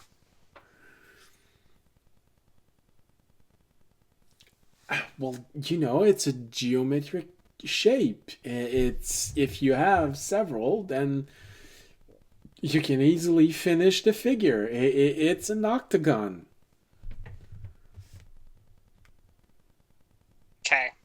It's a perfect. So are they octagon. all evenly? So they're all evenly laid out at the 8 points in an octagon. Yes, that's what the spell required. An octagon. And to remove them, is there any risk in removing them, or a safe way to remove the points? Well, I mean, it took us several months to dig them in, so that's probably something that you're gonna have to figure out on your own how to get out. But we did have a little help. It just took a lot of time to dig them in without no one noticing, but they grew. So I don't know exactly the size of them. They can be anywhere between 10 feet to 20 feet long. Okay. But there's no risk of physically removing them if we figured out a way of them exploding or doing anything that would cause us any other harm. Well, if you can remove them on your own, that's really your business, but I wouldn't try and cast a spell on it. Of course, the thing's been warded in some way, but I'm not the one who did this, so I don't know what sort of ward there are. I see. Do you know who did do it? Well, I mean, come on, can't you figure it out? I've probably already told you that part. Well, I know that 7 of you. I know I have some suspicions, but I know 7 of you are now dead, or 6 of your friends are now dead, and I'm trying to figure out who else there might be. Well, I'm not sure if we already killed the one who might have said it. I'm guessing you would have because he's stronger than us, so you would have killed someone who was more of a challenge. Okay, so we probably have. So if you And was he the and how many others were there in you in total? I couldn't quite get a clear number from your mind. It was somewhere in the 12-ish region, but I couldn't get the exact clear number. just how inept at magic are you? It's an octagon plus one person to cast it. How many people does that make? Octagon plus. Okay, so 13. Okay, and we've killed. Octo. Octo 8, so 9. Okay, thank you. Not. Sorry, my mind went to 12. Yes, 8 plus 9. I and saw we've where killed, you were going. Yeah, okay, we've killed 7, so there's 2. So there is probably the high-end guys left. And like one other guy. Okay. Including this guy. Okay. And then did you guys have It's been quite odd. I've been here for a few days and haven't noticed you too much. Do you guys have a base of operations that you operate from? No, we're pretty sure everything's gonna be settled in a few days at most, so you don't need a base of operation. So nowhere where you guys like meet up. Well, the points where everything are in the field are pretty good. Otherwise, we always try to maintain a presence inside of the village. The temple is very welcoming. Okay. Especially since we helped them get all of those valuable resources from the grove. The people of this village are extremely friendly to those who take the time to help them. Alright, I'm gonna look over at the other guy, so we know they're the 8 points, we know where they're located, they're in an octagon shape. We know that there's one high-level guy left. Kind of looking at him, does he have any other questions, maybe for his own concerns? Since I know he kind of wanted to know who was behind all of it. Turning the questioning over towards him a little bit. Yeah. Well then. And he looks at the guy in front of him.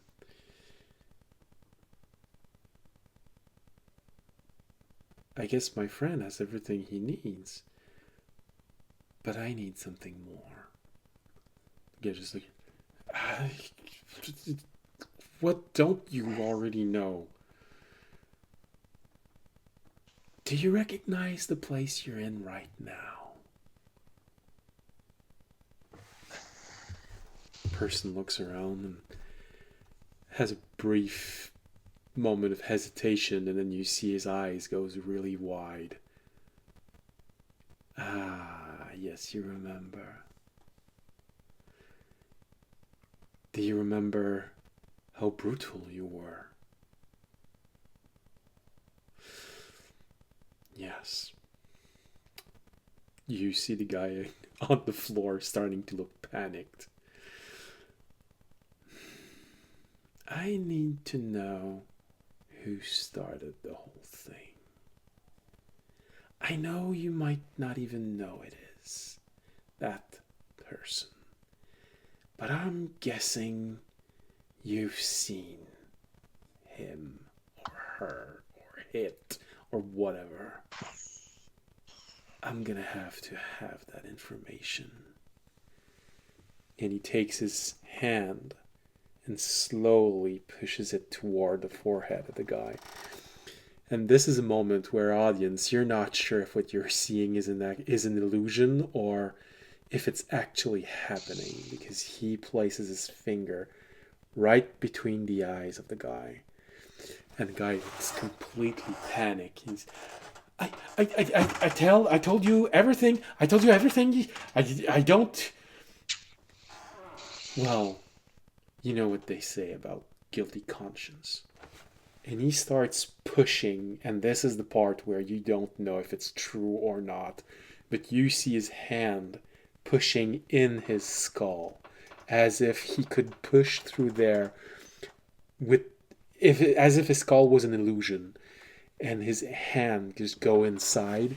You see the finger disappearing, his hand all the way to his wrist, and you see the guy go blank and starts drooling. And then you hear a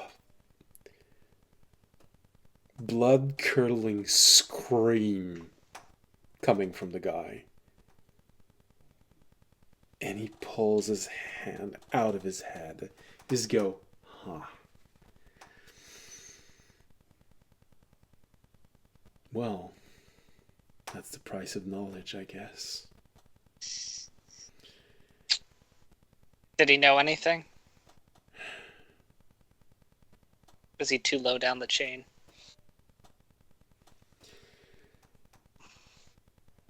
Well, maybe he is of use. If you want to save him, you can. Probably a few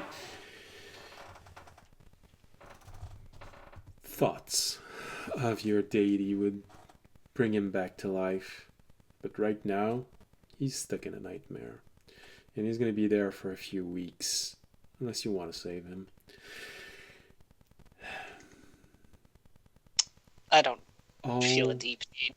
All I know from him is that someone told them this. A man in a black cape.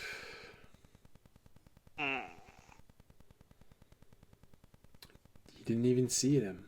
He just was told. That someone told them they should be here. I don't know about the object that you've found on the fields. Well, I don't know either about the object. I just was making some educated guesses. Yes. If you can't get one of them, I'd very much like to touch it. I may be able to. Well, if you want to come back with me, I think my friends were gonna see if they could find it or find something. Yeah. Maybe this object has been passed from hand to hand into the hand of the person doing all of this. I know a little bit about figures in a black cloak, I'll say. And I'll tell them the little bit I know about some of the things we found about potential figures in a black cloak and the dark dragon and some of the other things, I'll say. So there's a possibility there, but I'm not going to guarantee. Well, now, take me to your friends. Alright. Is he just in a stupor now, or is he going to scream and cause disturbances? Well, that really depends on how bad his conscience is eating up his mind.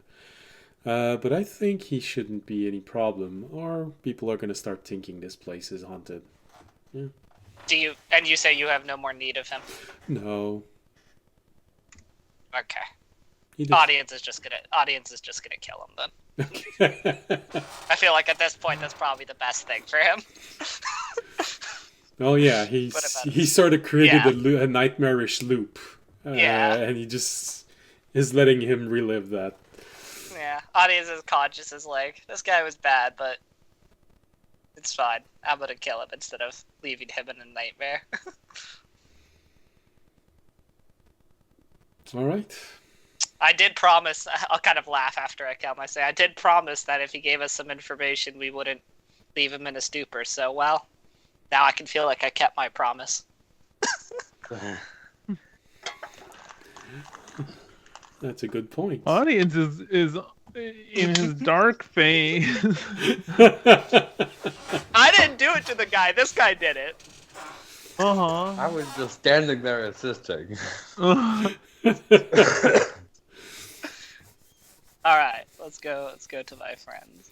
Well, to be fair, what he did was simply let his conscience torture him. If he had been able to expunge his own consciousness, he would have been able to come out and feel a new man and guilty as heck for everything he'd done and spend probably the rest of his life trying to repent. But if he can't, he would just stay there until he died of thirst. Yeah. I didn't feel like the chances were high. I felt like it was a mercy to kill him at that point. Okay. Alright, let's go back to meet my friends. And then I need to sleep soon, since it seems like we'll have a big day tomorrow. I'm getting low on resources. And it seems like there might still be some high-level priest around that actually cast all these spells. Oh yes, about that. I hope you have a better place to sleep than you're in, because I feel like someone's gonna try and kill you during the night. We'll find something. Alright.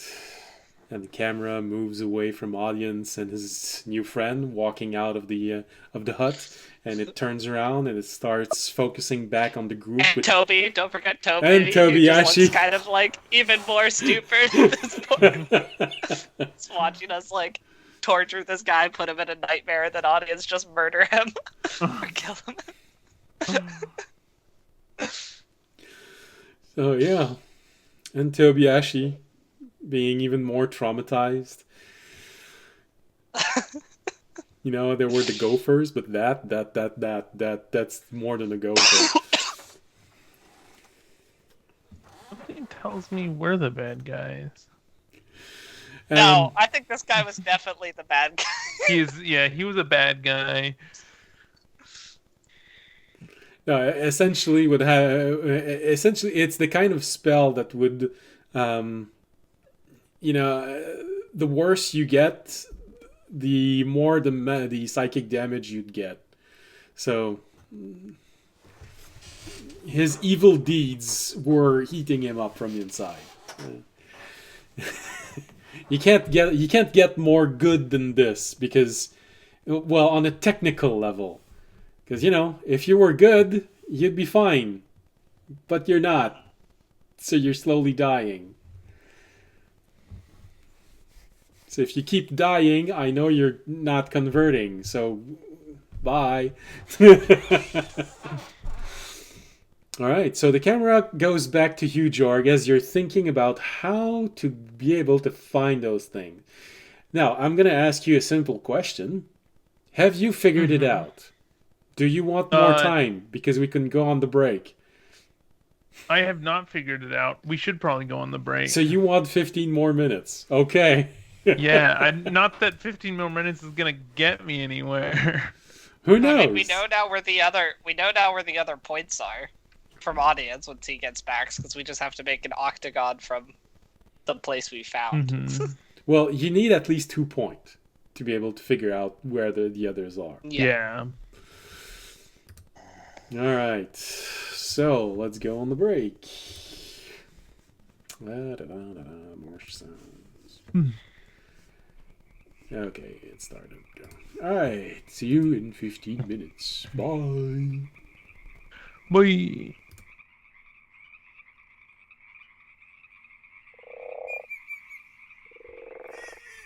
Hello, and we're back.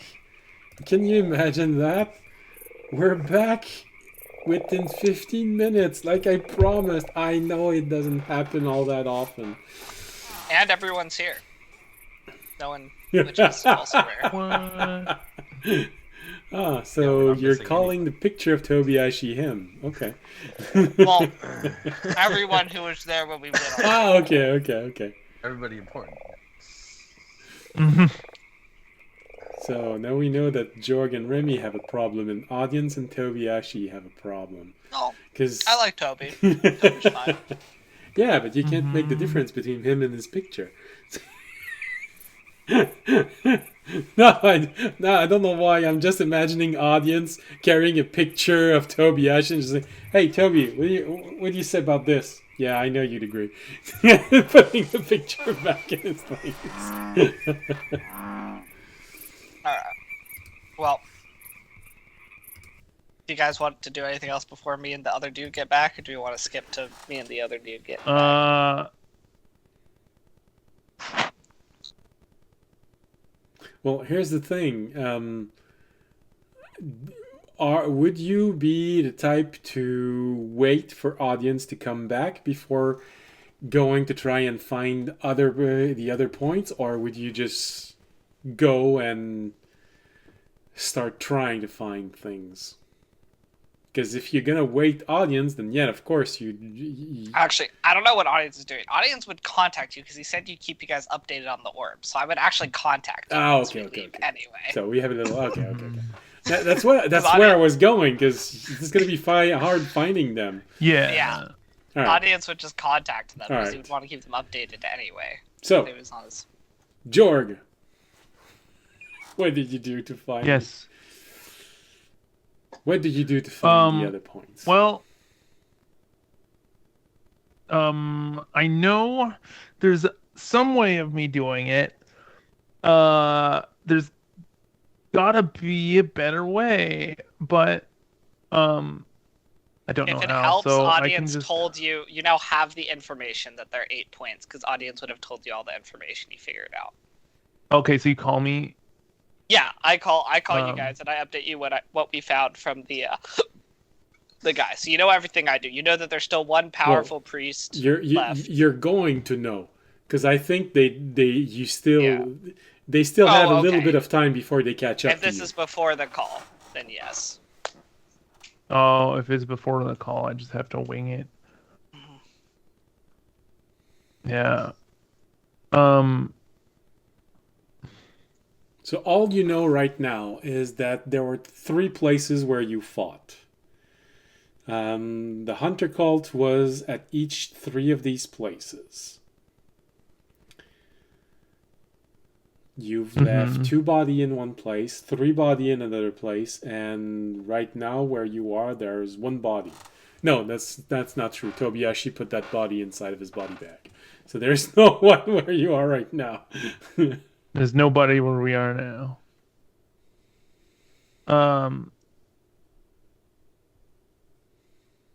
And we don't know. What does audience know where we teleported to or from? Well, that's the thing. Or does he You just have a know? vague memory.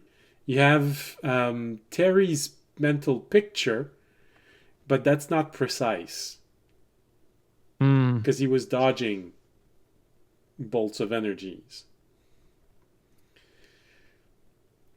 Yeah.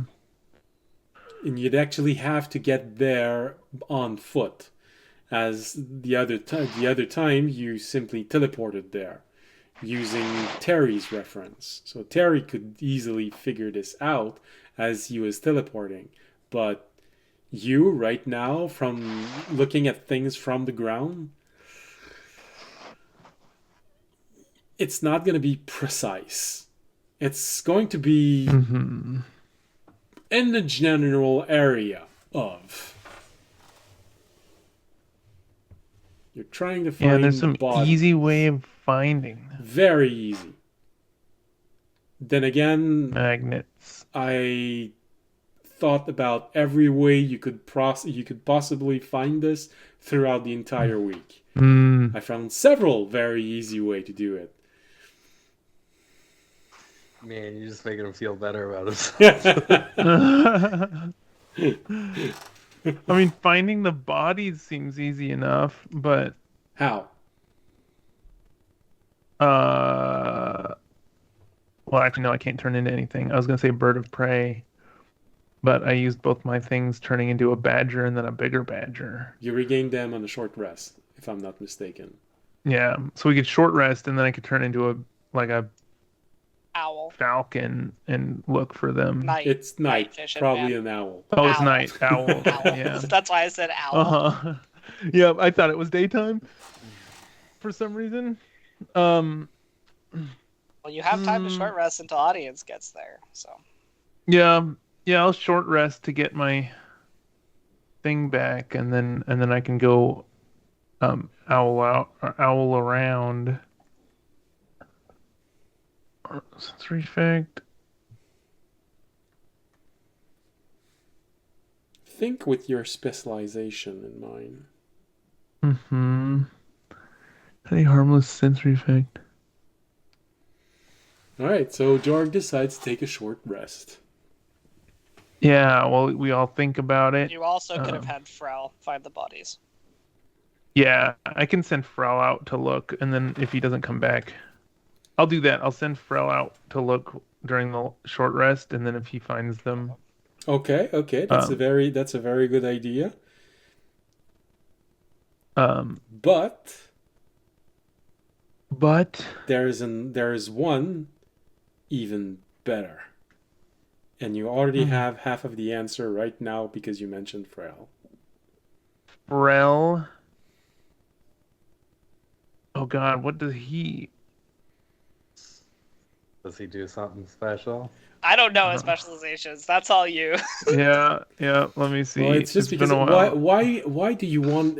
Think about it like this. Why do you want to use Frel?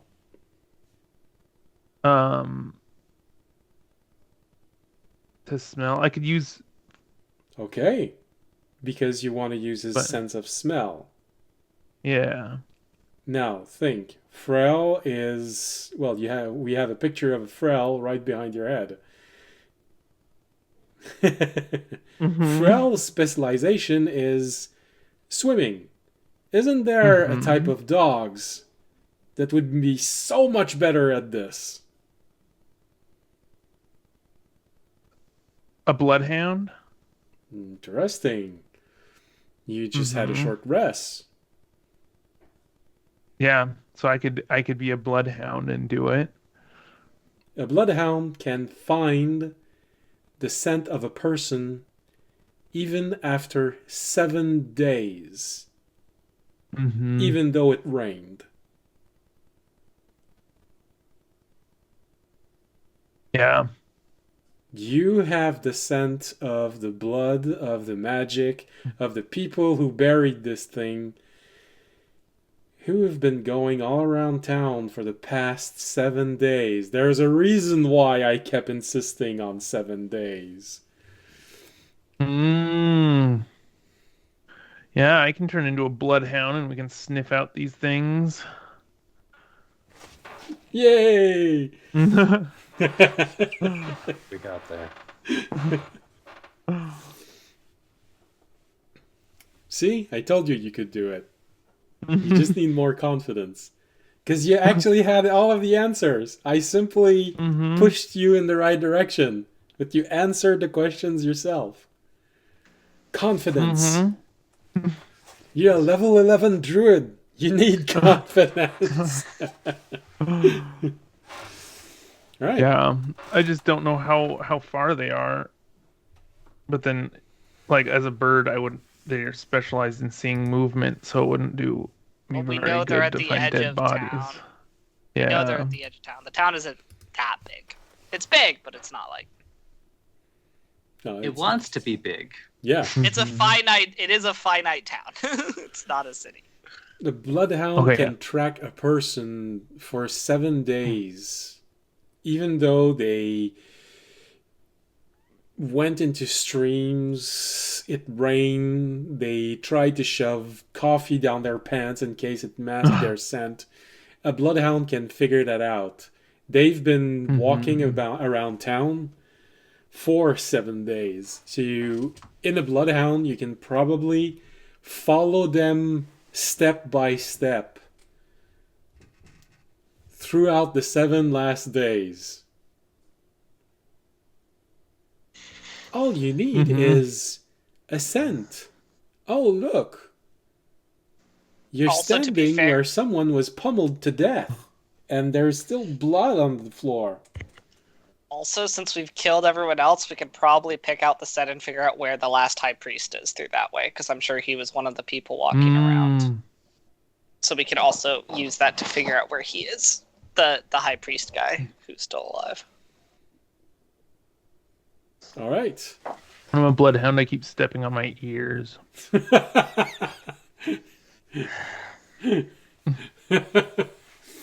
we're probably going to want to deal with him tomorrow. Before. What's the name of the dogs who have really, really long ears? Is that not a... Oh, that's a basset hound. All right. Bloodhounds have really long ears, but also long legs, so they don't Yeah. step on their ears. All right. Oh, bloodhounds are so cute. Love their jowls. And they're amazing. It's incredible what they can do with their nose. All right.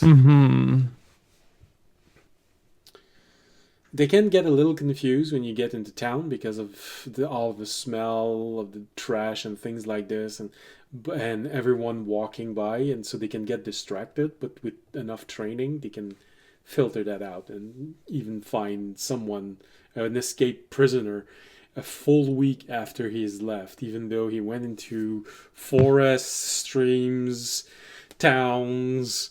And like I said, tried shoving coffee down his pants because it's supposed to mask the odor, but it doesn't. And yes, some people actually tried that. So I've seen the Mythbuster. Mythbusters. Yep, that's what I was thinking about. All right. You transform into a bloodhound after taking a short rest. By then, audience has called all of you, letting you know what he's learned, so you know even more what to look for. You know that there are more of these pillars, which were apparently grown. So this is why they have this slightly odd shape, and why they are going to be so hard to take out of the ground. But now you know how many there are, and you know that they've been all over the place. And even more, that they have been patrolling. Which means large circles. That's easy for Bloodhound to figure out. Mm-hmm. All these squares make a circle. All these squares make a circle. So, you transform into a Bloodhound. Make nature roll?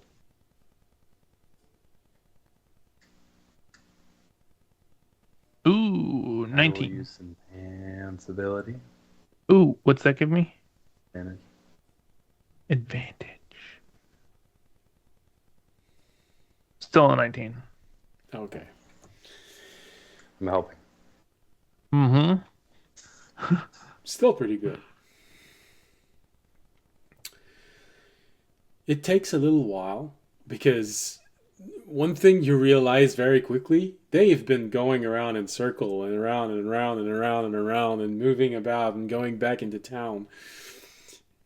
So your path to the next point is not a straight line. It probably more looks like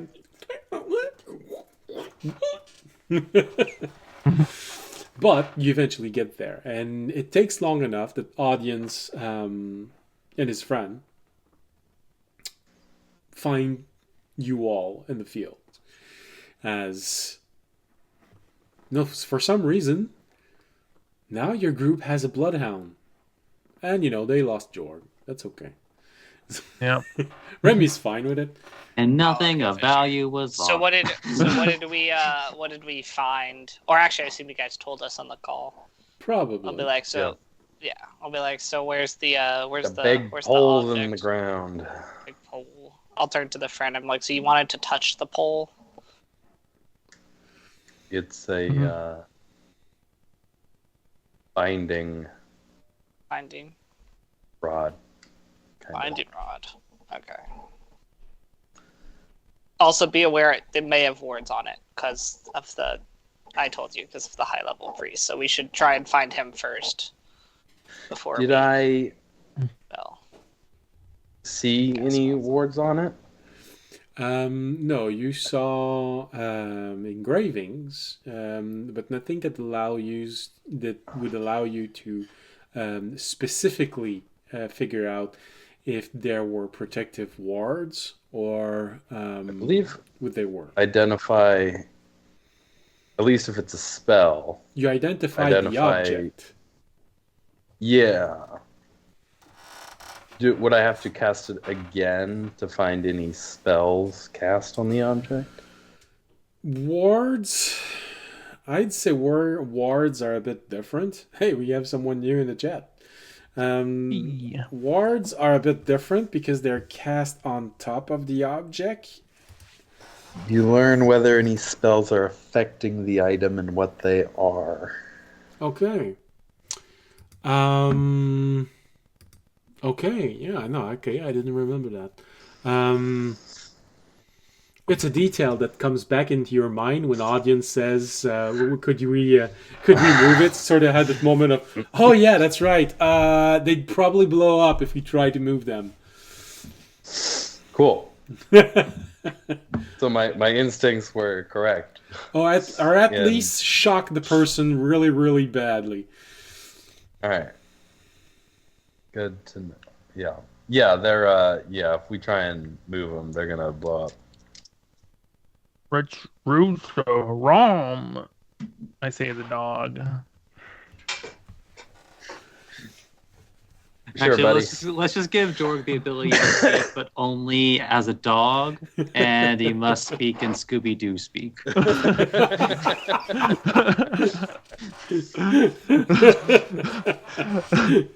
I am down with this idea.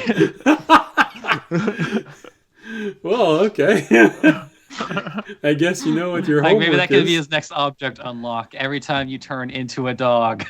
I can talk as Scooby Doo. Unfortunately, Scooby-Doo's dialect isn't good enough for spellcasting. So, Oh no. Well, I don't think his Until paws you are hit good level, for like, 18 or spellcasting whatever. either.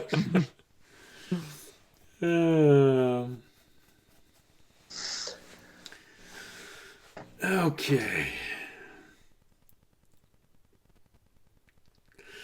Alright, so it takes a little while. Your group rejoins, you share a little information.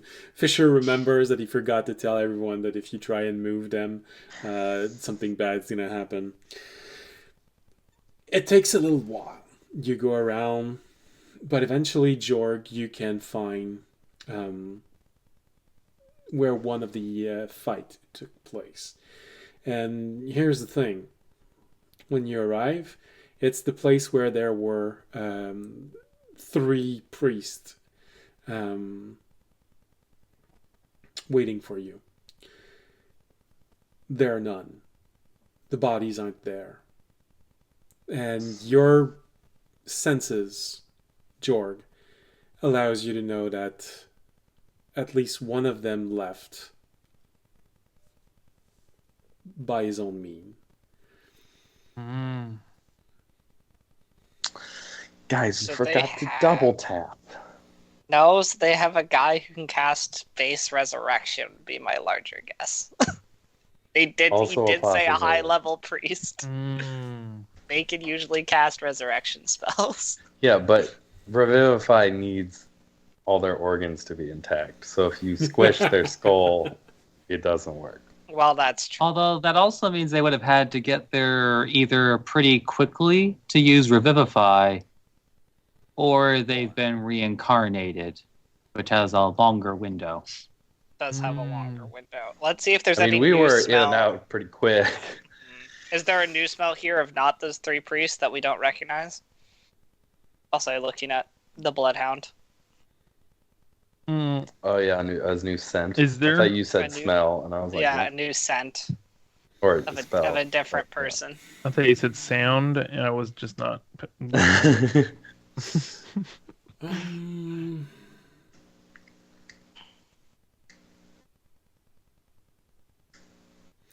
Yes, there are other scents. You can make out 5 distinct smell leaving this area, Jorg. And so 2 are different than the 3 we already had killed.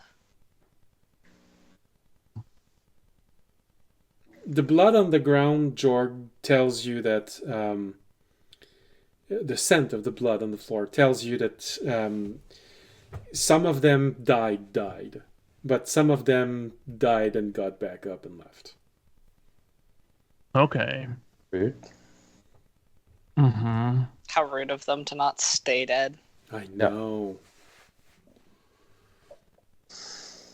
Yeah. Okay. Where'd they go? I'll smell the path that they went after they got back up. Or I'll try to at least. Were they headed towards the other pile of bodies? Maybe. Judging from what audience said and what you have, they seem to have made they seem to have went to the next point. So they're either checking all the points or they're making their nightly rounds. You're not sure. I'm going to be completely honest. If there is a high level priest and he's rezzing a lot of the other priests, I would prefer not to get into a bigger fight right now. With the, Yeah. I think we should. I think we have all the information we need for tomorrow to solve this, besides the initial of actually how to remove the poles, which I think we can figure out by potentially defeating the High Priest, which I think should be our focus for tomorrow. We now have his scent. I think we should find a safe place to rest tonight, and then deal with it tomorrow. Well, I am a little worried about. I think we should try and get rid of the poles before the nature spirit does its thing. Yes. Well, that's what I'm saying. We still have the full day tomorrow. Yeah. Mm-hmm. But I think we should just keep that clock, because one of the things it does do is it's trying to, or at least it's trying to at least bind something. Yes. No, And I probably of it completely also do other agree. stuff, so That should be our focus.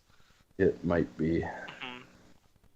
I'm gonna look at our friend. I'm like, do you want to help us in the fight, or are you gonna kind of hang back until we get everything? Oh, well, I can always try. I'm not much of a physical person. And he smiles slightly while saying this. That's fine. But I don't need you to put yourself in risk. We might honestly need your ability more for solving how to. Obviously, we're going to need you for figuring out who's innocent later. So, if you don't feel comfortable fighting, I feel like we can probably handle it. But, well, it's not that I don't feel comfortable. It's just that I don't know how useful I am, since I'm mostly specialized in information extracting. do you have a safe place you know of that we could sleep tonight? Where, since you've been in the town a little longer than we have.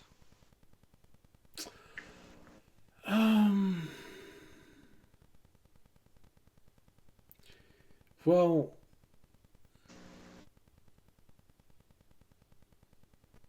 Or do you think we should leave town and then come back? that could be all very dangerous ideas. I do not have a definitive safe place should they try to attack it. I mean, I've placed ample wards around my room at the inn so that I'd know if anyone came in. Oh, and by the way, you are a worrying person, Mr. Audience, especially when interrogating someone. But I think that's more something you'd have to talk with your friends than me. What do you mean a worrying person? Like, yes. What do you mean? I'm totally normal. I'm a good guy. What do you Don't you see? I'm you were the doing the evil protagonist. mind stuff. Yeah, I didn't kill the. I didn't torture the guy. Right. But I have. I definitely wasn't taught deep torture techniques by my god at an early age. No, I'm kidding. They're called advanced interrogation tactics. Advanced interrogation tactics? No, it wasn't interrogation tactic. It was called how to convince your enemy to become your friend. Just trying to make friends. So many friends.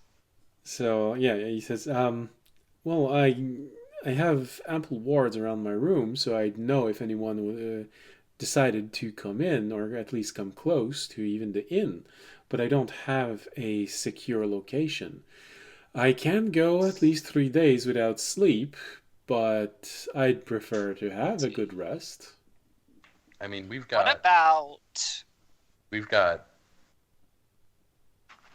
make our own, right? What about some of the caches that we found that farmers, because they don't necessarily know about all the caches. We could sleep in one of the hidden caches that we found. Like some of the hidden caches that the farmers have made, because they don't probably know about all the caches. Nor I they guess if they're necessarily druids, check they all of them. probably know dispel magic, and so the hut would only be so useful. Yeah. But it seemed from interrogating that guy, they know that there have been caches buried, but they don't know where all of them are. I mean, do they not know, or did he just pretend he didn't know? Again, though, then that would cause them to have to think to check every single cache, which would be quite an endeavor for them, because I assume there are quite a few. I mean, have we... You found 5, I think I said. Yeah. And Remy, and just judging off Remy's abilities and how long it took him like a long time, almost a full night to find, like, they don't necessarily, have found all the caches or even care to find all the caches, because I don't think it necessarily affected their plan. Uh-huh. I mean, yeah, I guess That so. feels like the best option. Well, definitely, if you have the everything we need. We would have to sneak into one of them. Yeah. Seeing as I assume they're kind of under watch. Probably. Not some of the ones in the fields. It felt like. I mean, well, yeah, but you found those out in the middle of the night, right? So, Yeah, your opinion would probably be valid up until morning, which is when it might start becoming dangerous. But if you go to sleep now, you have most of the night. You only have to wake up really early. Yeah. Which is fine, because we're going to want a full day to accomplish everything anyway, since it's our last day. all right. That works. Alright. Keep track, I'll look to Drakenmemoria, keep track of the set of the 5, because we at least should know 3 of the scent, so if we can track the other 2, we can maybe locate the High Priest tomorrow. Since one of the scent should be his. Mm-hmm. I see that as a dog. Okay. Right. Alright, No, let's find it's- cache. Do it for a Scooby snack. And we may be Roll? fighting... Where? We won't have to deal with the druids again, because one of them is dead, and Toby also took... I don't think they'll res the 2 druids, but we might have to deal with all the priests again tomorrow, depending on... Unless he just res... He might not have enough resources to res all of them. So he might have just been able to res... Well, I guess if the other priests also then can revivify. I'm going to guess that we may have to fight all the priests again with the High Priest. Just not the 2 druids, so... Mm-hmm. So essentially between 5 and 7 priests. Well, 5 priests and 1 high priest, because I think that's what we fought before. It was 5. All right. So, and your friend is going to want to examine the pole you found. Yeah. In details. So we'll have him examine the pole, and then we'll go to bed. We'll find a cache and go to bed in it. Okay, in that case, goes before. All right. You guys think we should bury... Yeah, it's still gonna look like it was dug up. The hole? Yeah. I think they know... I assume they're going to know we found it, and they also probably know we know about them. I think subterfuge isn't as important anymore. I assume this is just going to kind of come to a head in a conflict anyway. But, because it's Fair not enough. like... Because they're not going to remove it, and we're not going to remove it yet, so... Yeah. I assume that's going to be kind of dealt with tomorrow of who actually gets to deal with the poles when we end up fighting each other at some point. What? You mean it's going to Although, end in a yeah, big fight? I guess Oh, jeez. the other possible thing is that whatever the grid is doing right now is making them stronger. In which case, it would be a lot easier to fight them if we already dealt with them. With the poles. Yes, that's a possibility. Much more my guess from what we know is this is a binding summoning that's to deal with Tharn or with, some other. It doesn't seem as much as an enhancement of them, at least until the spell is Well, activated. one of them is a binding. Yeah, one of them is There a are binding. 8. I understand. You can do a whole lot of stuff once you've bound something. And just because, like, it seems a bit of a overly complex plot to create this and then wait for a nature spirit to show up and try and capture it. As opposed to my guess is they could have already captured something and be forcing it to do something in which... Well, again, we don't know their exact purpose behind the overall. But it... Yeah. No, I mean, we don't have to necessarily fight them first. We could also start by removing the poles and they might find us. But we just have their sense, so we also, if we can catch them unawares, that would also be good. We'll figure that out tomorrow, which is probably best. Alright, so you take your friend.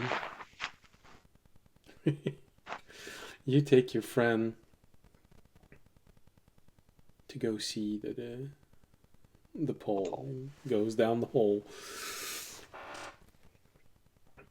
Find the pole, and anyone goes down with him, or do you just leave him? I'll go down with him. Okay.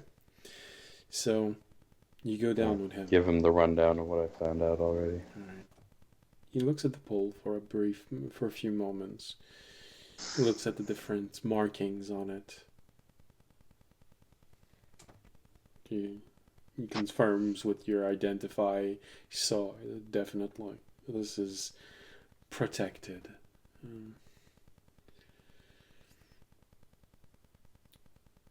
So he takes a moment, puts his hands together,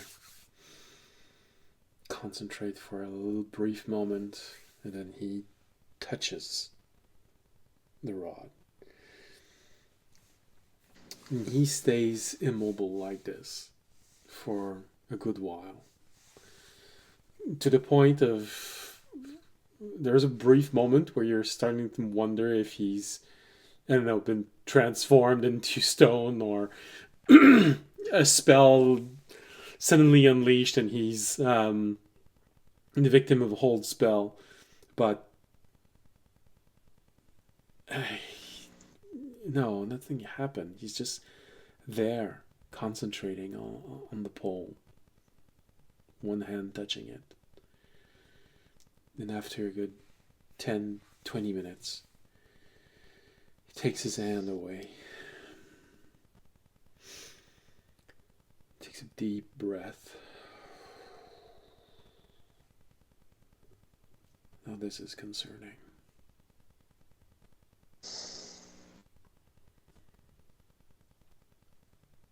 What? This is not even the end goal. This is a test of the prototype.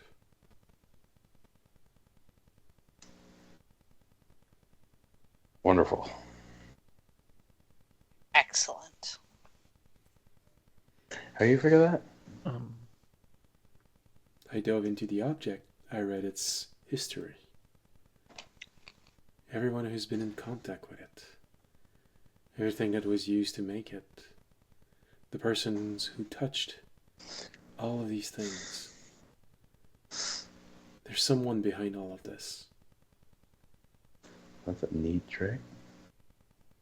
It's a psychic ability from a past edition. Object lore. You can learn everything from an object just by touching it. Well, we kind of have that spell, but it's not worth the spell slot or the materials or the preparation or the learning or the... The original ability was a bit stronger than what we have right now. And it was specifically a psionic power. So there's someone behind this. Once again, the man with a black cloak. Someone's been orchestrating this. He touched the object for a brief moment. Only a brief moment. He is protected by something. Couldn't get anything. But this is a prototype. If this works, he plans on using something similar. On something else. Can you tell if it has already worked? No. They attacked the grove specifically for that. They've been waiting for someone to respond. They knew this would happen. Right. They want to know if it can actually bind the avatar of a god. Yeah, that's what I was worried about. Alright. Well, then let's not fuck this up.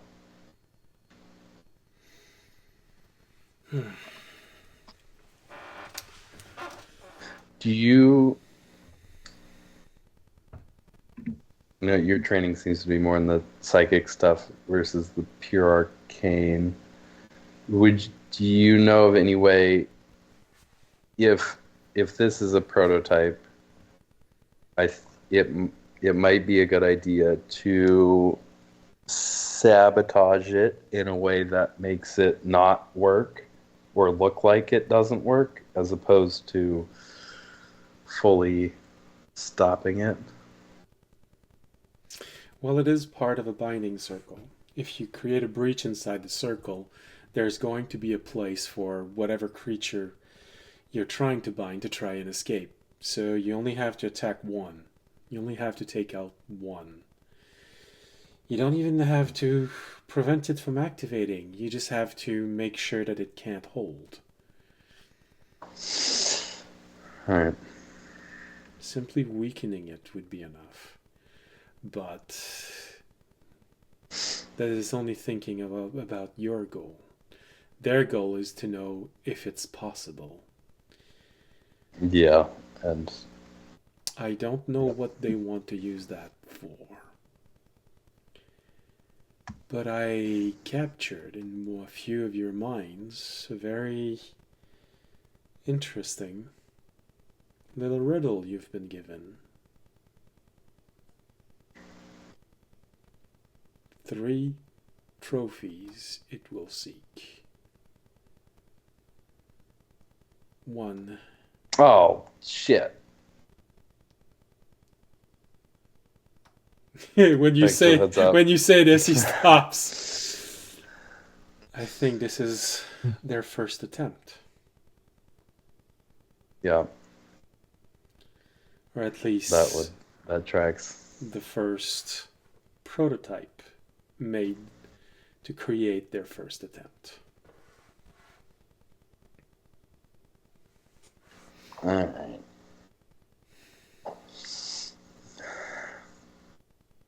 So even if we sabotaged it so that it would be able to escape, it being able to actually capture it in the first place would still kind of...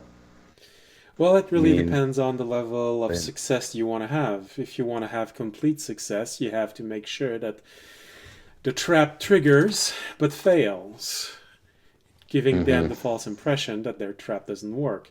If you just want to save everyone you can in the village, simply damaging the trap so the beast can escape will be enough. And if you want to see them all die, simply weakening the cage so the deity can actually force its way out will trigger its anger toward them. Yeah, I think it's plenty angry already. Yes. Have you ever seen a god angry at someone? Yeah, kinda. It's Da, not- da, da, da, da, da, da, da. Just flashbacks. Yes, you've seen an avatar angry at someone. A partially manifested avatar be angry at all of you. Have you actually seen a fully powered avatar equipped with magical objects unleashing its anger on a single person? Nope. Isn't that the kind of stuff that, like, where you look at it and then you can't see anymore? Oh, Well, that's where the avatar comes in. That way you can remember it and live, if you're not the target. yeah. Well, all right.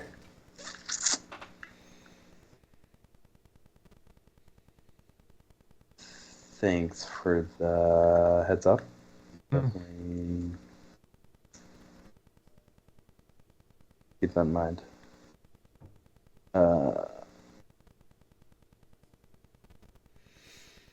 I'll bring it up with everybody else tonight or tomorrow. Probably tomorrow. Probably Everybody sleep on tomorrow. Well, that's really up to you. You know, you find everyone. You get out of the hole that you're in. You decide to go find a cache. It's gonna take a few minutes. You have a few moments there where you're looking at everyone. Should I talk to them about this now, or should I wait until tomorrow? If I talk to them now, they're all gonna have nightmares. If I don't tell them now, they're gonna have a nice night of sleep, and tomorrow they're all gonna be rested. But then they won't have had as much time thinking about what's going to happen. Do I want to ruin their night or not? And you have enough time to let this sink in and ponder about, do I or do I later? Sleep is supposed to be really important to them, so I think I'm gonna Wait until tomorrow? wait. Let them get to that nice, peaceful, Innocent, mostly. yeah, ignorant sleep. All right. So, you ask Remy to find one of the cache that he found. You find yourself all huddling up in this little cache, filled with pots and chests and grains and sacks, enchanted so that they don't wither away. Jorg, for you, it feels like you're sleeping in the entrails of a beast which was viciously killed and left to rot on the on the field. But it's a Nice. safe-ish place.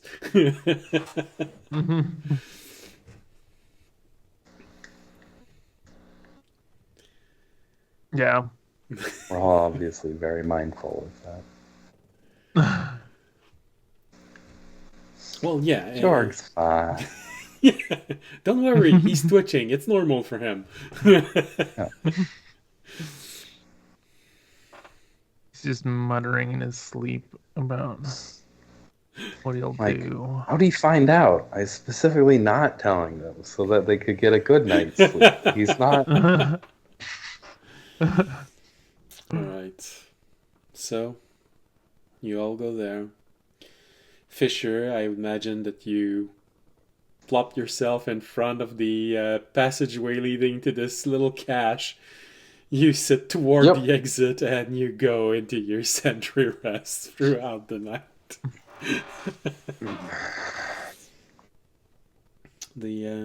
Your psychic friend places a few wards of his own, little eyes on the outside, so he'll know if anything comes close to where you are. And anyone wants to do something before they go to sleep? Maybe one last thing you want to talk about next morning or anything like that? First off, does Fisher ruin everybody's night? Nah, I'm ruining his sleep. I'll ruin your morning. Well, actually, there is one thing that, and it's always because of the timing that we never get around to these sorts of things. But I never did like closely inspect or identify the bracer/gauntlet I lifted off of the barbarian when we teleported out of the ship.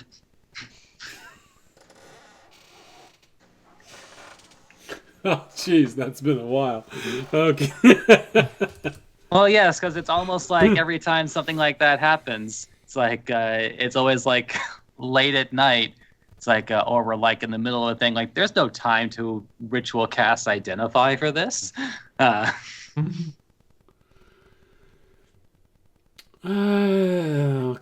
did I write this in an obvious place?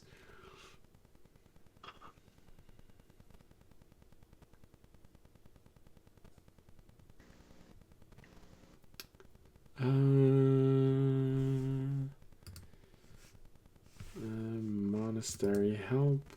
Maybe I've... No, that's really just the monastery.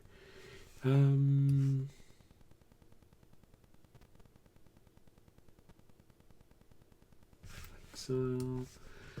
There's super awesome bracers of winning. They just, Well, like, obviously they didn't succeed work for the on- person who originally wore them. Yeah, they're only actually attunable by protagonists, unfortunately. Monastery Halloween. No, that's not it. Ship battle. Nope, nothing written there. Yeah, the questions. Ah. Okay. I feel like it wasn't hard. Yeah, because like, and in fact, you know what? Part of the problem was also that immediately after that session, I had to be absent. Well, that's the problem. That also didn't help matters on getting things done. Okay.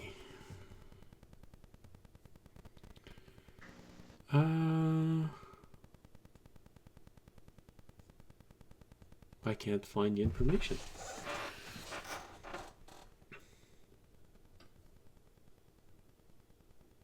Yeah, it was something that's very much sprung upon, but that's just because, like, oh yeah, we never got around to that. All right. Like, there's never any space to really examine it. I'll go deeper into my note, then I'll find them.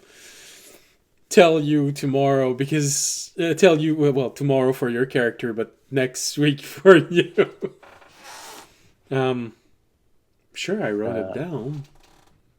Probably Yeah, where I wrote it's kind of down similar the- to what happened. Well, similar air quote, but like it's just like, oh yeah, I've just been holding on to this cube, this box. It's like zero time to really do anything with it, but it's just been in the inventory. I feel like I wrote down the equipment of every single person inside of that ship, but I can't find it.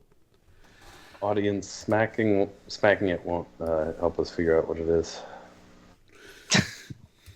You never know, it might. So so there were the If it blows up, it means it was. was enchanted if it blows up. So there were the bracers that the barbarian had. Yeah, it was either a bracer or a gauntlet. That may be Sometimes you flip back and forth between those two words. So, regardless, I lifted it off of their arms. Yeah. Probably bracer.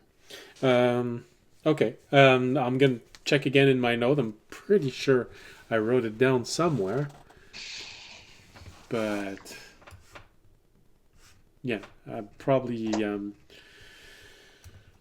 filed them along with everything that happened in the monastery and the huge file of everything that happens in the campaign once it's finished. I completely forgot that you didn't know what it was, so I'm gonna have to go through my files. But I will tell you that next episode, and I will make a note of it. The barbarian bracers.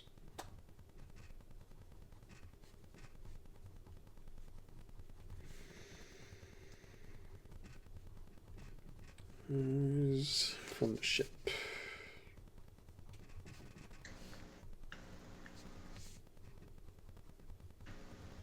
All right. I'm going to check on all of the notes that I took on the ship. All right.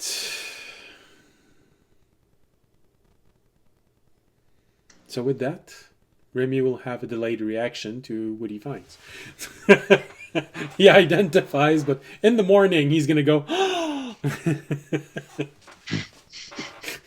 sorry.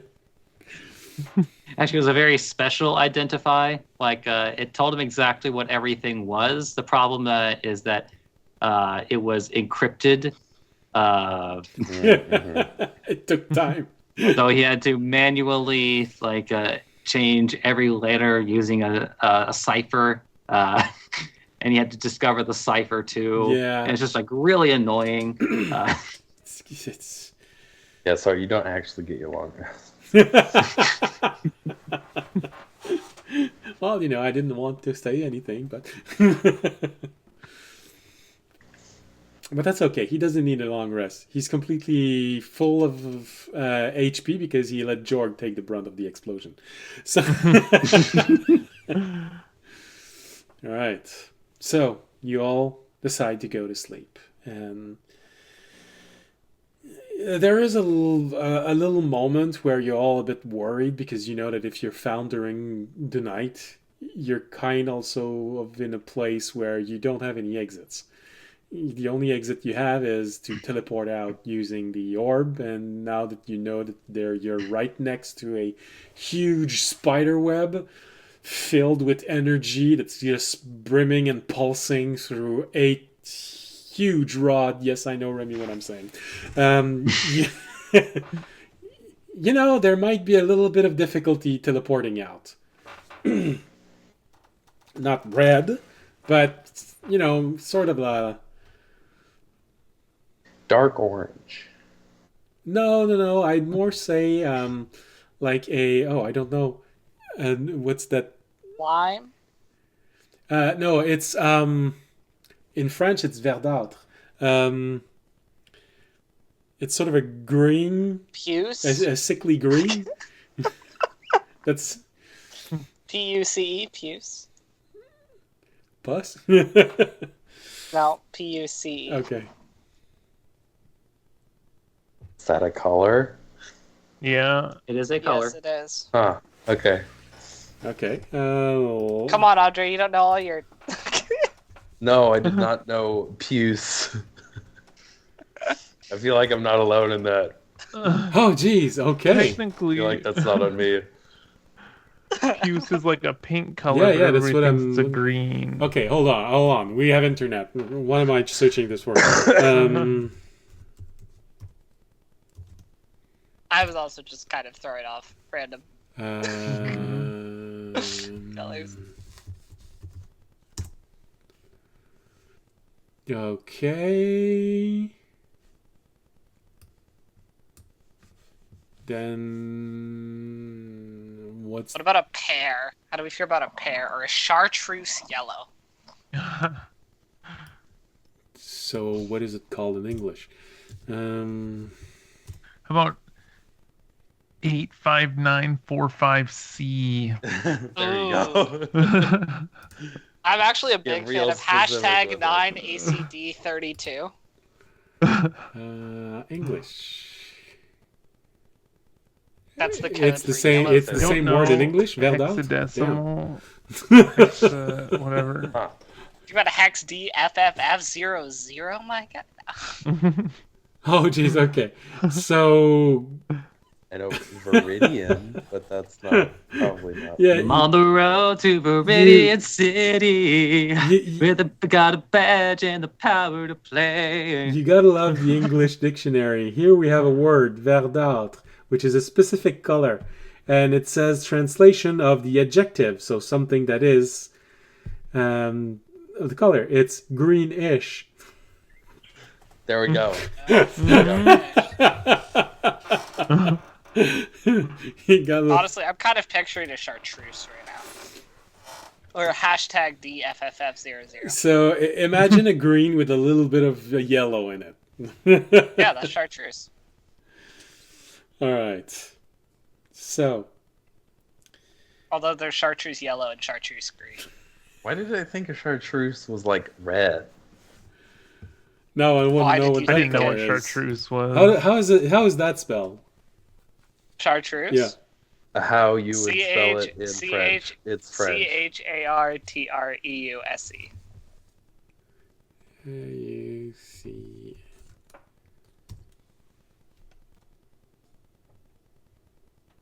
I mean, maybe just a little bit lighter, but yeah, it works. Or also a chartreuse oscuro. But that's in Spanish for light chartreuse. Yeah, it's also the name of an alcohol, so be careful about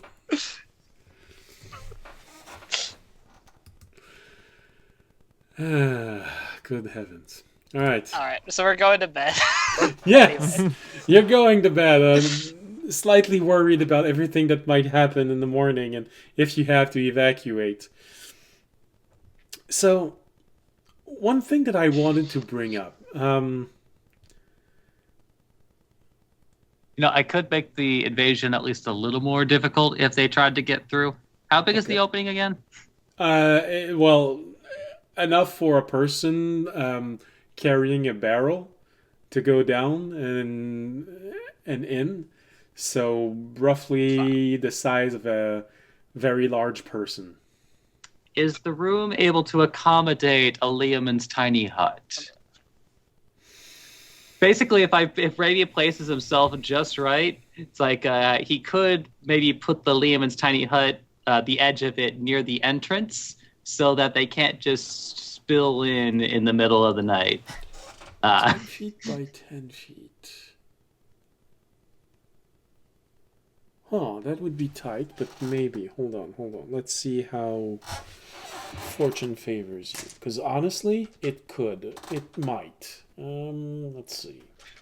That's actually my personal favorite use of Leomund's tiny hut, seeing if I can turn it into an obstacle rather than a safe place. Just a cheap wall of force that you don't have to maintain concentration on and lasts for 8 hours. It's just like, what are they gonna do? Break through it? Damn. All right. Well, you're hesitating. You decide to do the ritual casting, and unfortunately, it fails, and it's probably not by a lot. You could potentially try to dig out more, which would push you further inside of the night, and not wake up at dawn and take the chance, or you can do it out. I'll just cast energy strings in the tunnel.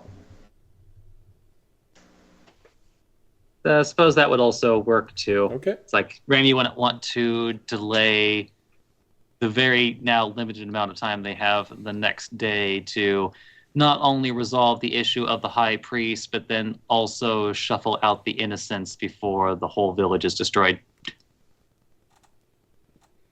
Okay. All right. So. Like, we woke up an hour later. What could happen? All right. So you all go to sleep. One thing that I wanted to give to everyone. Because Jorg, everyone's going to have something during the night, but Jorg, probably you're the one that has the smallest thing. But you're still Correct. going to have something. That's okay. Sucks to suck. You know what? That it's okay because what you lack in size, you make up for in personality.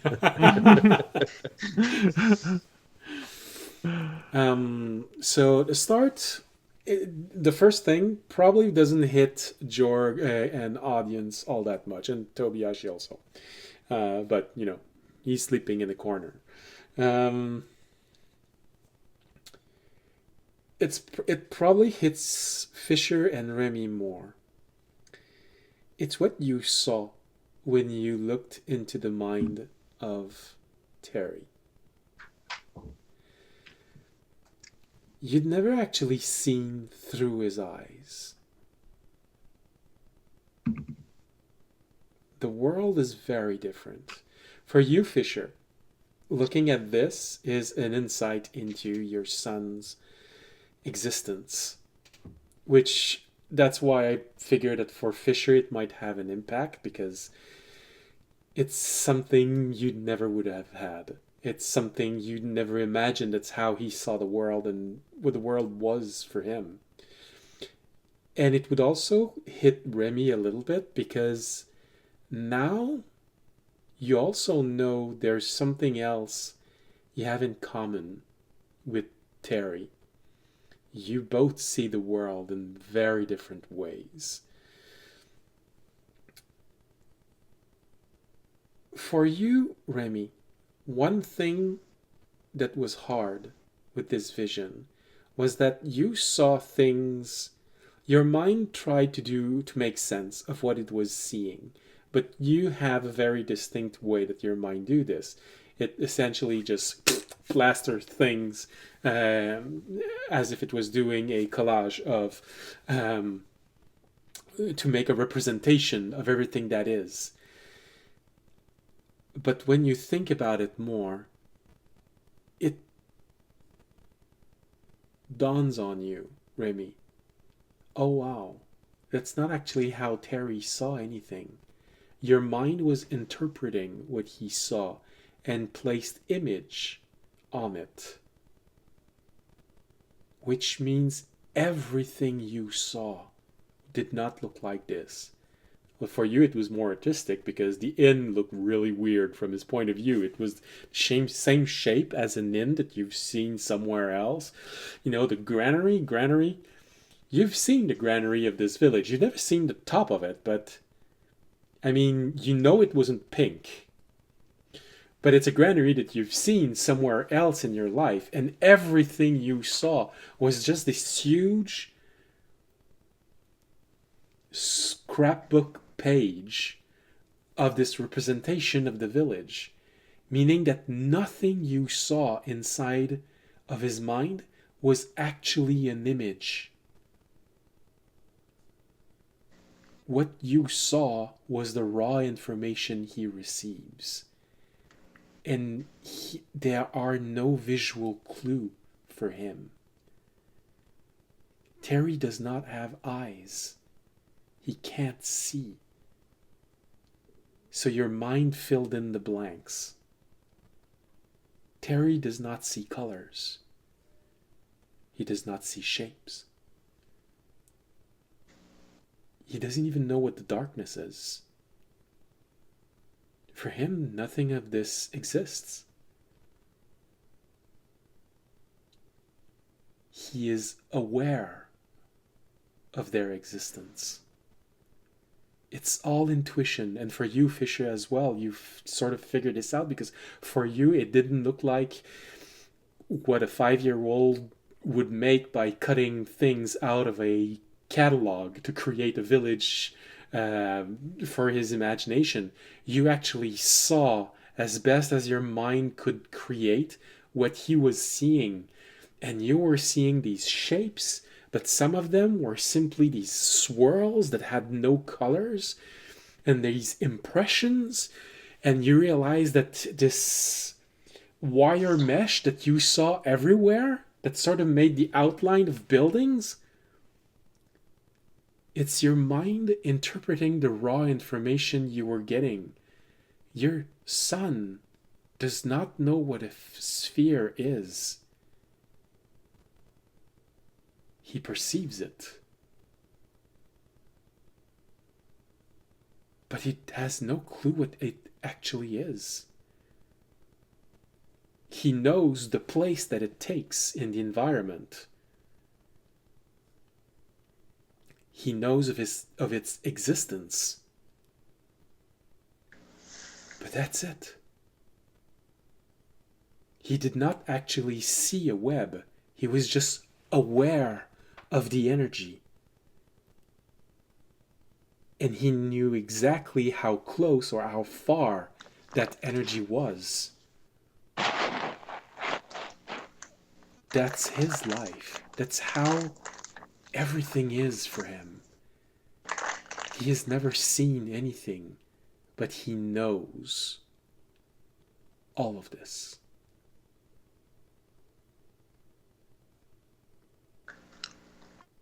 In terms of a programmer, if you'd like, it's like he knows how to interpret the machine language directly. There's no visual interface for him. It's literally just the raw information of the computer that he can interpret and knows how it splashes outward. That is his life. That is his existence.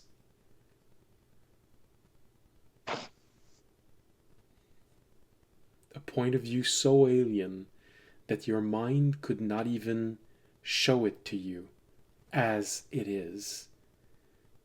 Your mind had to figure a way to show it to you in a way that made sense to you. And it barely succeeded.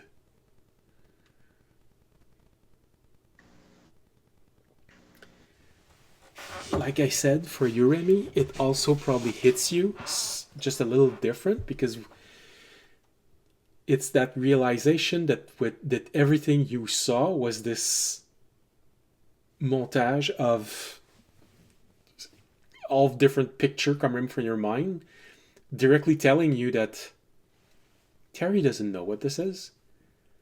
Your rainbow. He doesn't know what a rainbow is. He's never seen the colors of the rainbow. He's never seen light. He can feel it on his skin. But he has no clue what it is. He knows that the word means something for you. And he knows the definition of the word. But it doesn't mean anything to him.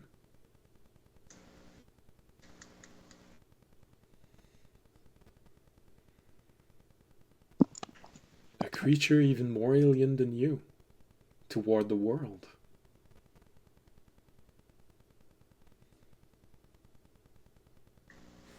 And he just acts as if it's normal. He found a way. Well, Ramey's obviously living the better life because he knows what a rainbow is. Yeah. True. Yeah. But that is Terry's life.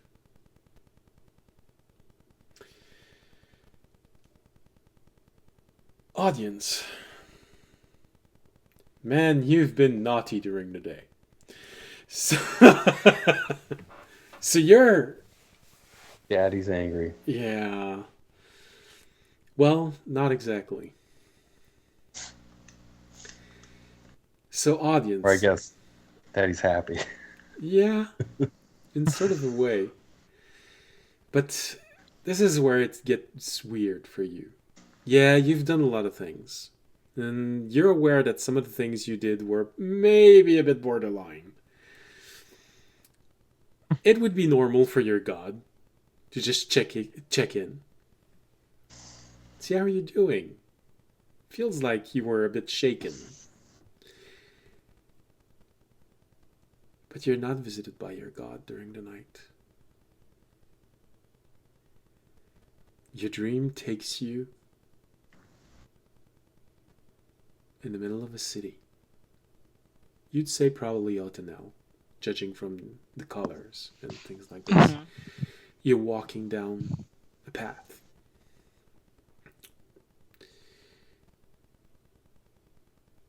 There's a person walking beside you.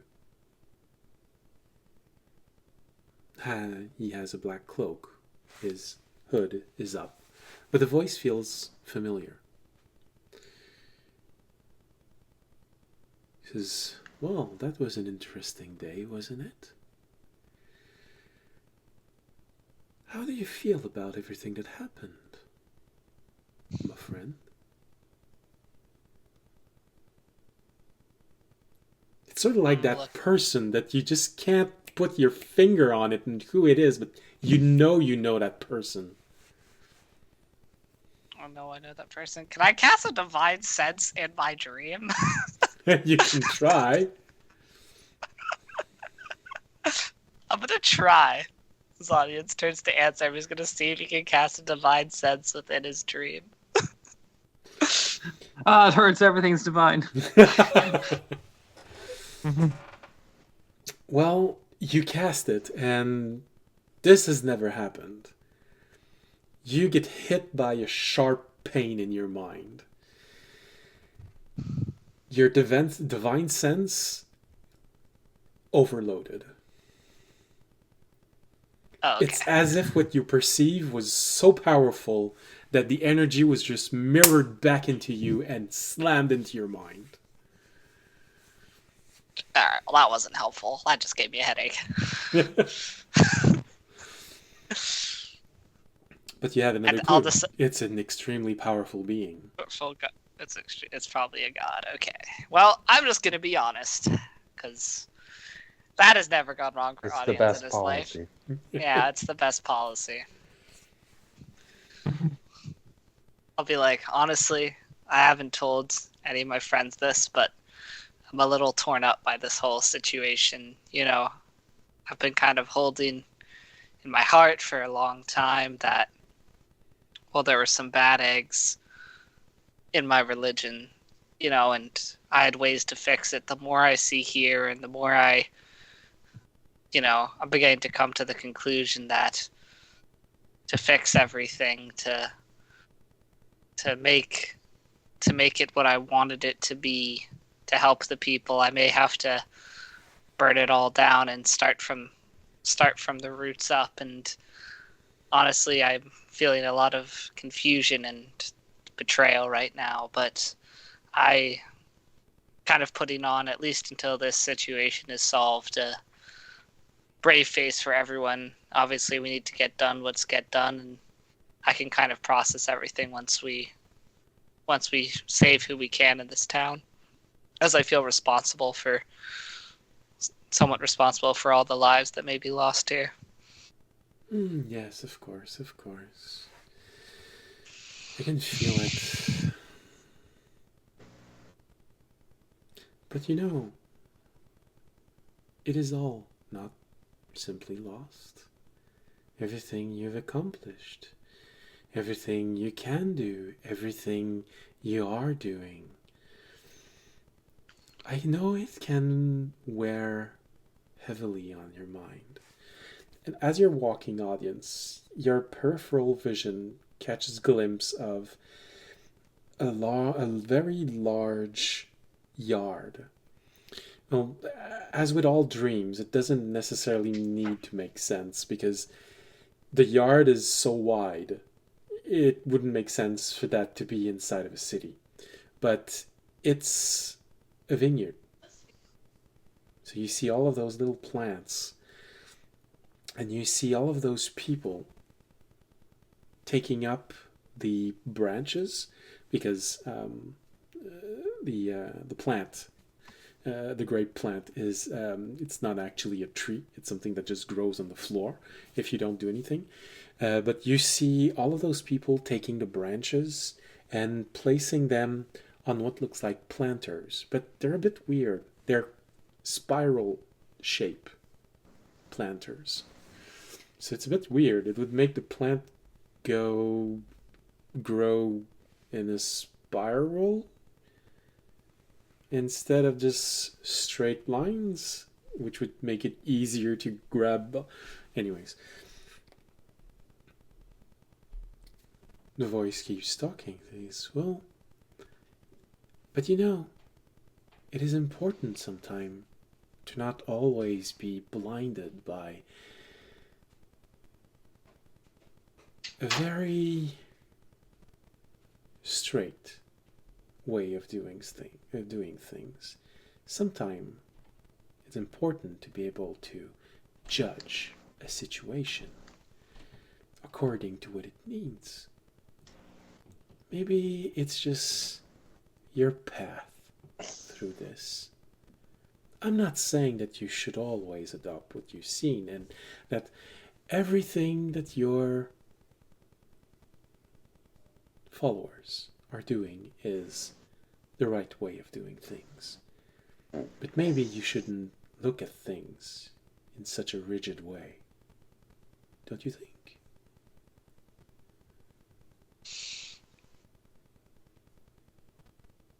I mean, it sort of touches a little bit what your god would say normally, Yeah. but But- it goes further now. So I've noticed a change in myself. My mind has become far more flexible than it used to be. I've noticed I can think about things differently, more clearly, see more options than I used to. I believe some of the inherent traits of my race have been dampened for me, if that makes sense, or perhaps not dampened, but are no Tempered. longer tempered. And while I understand that I've been trying to think about things in more different ways, and I understand what you're saying, but to me,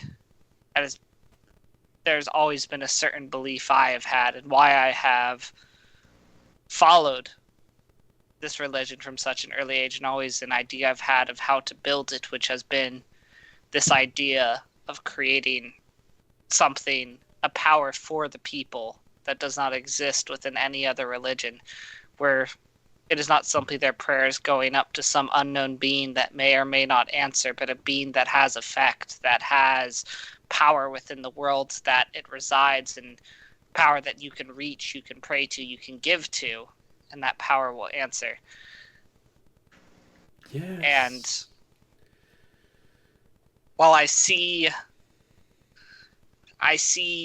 in this situation here, you know, it's not right that this town, even let's make the argument that the priests were doing it for the people by destroying the grove to give them the power of the city, to give them, there was obviously a far bigger plan at play, and something that did not and will directly harm the people of the village, and that is against my belief, against what I would want.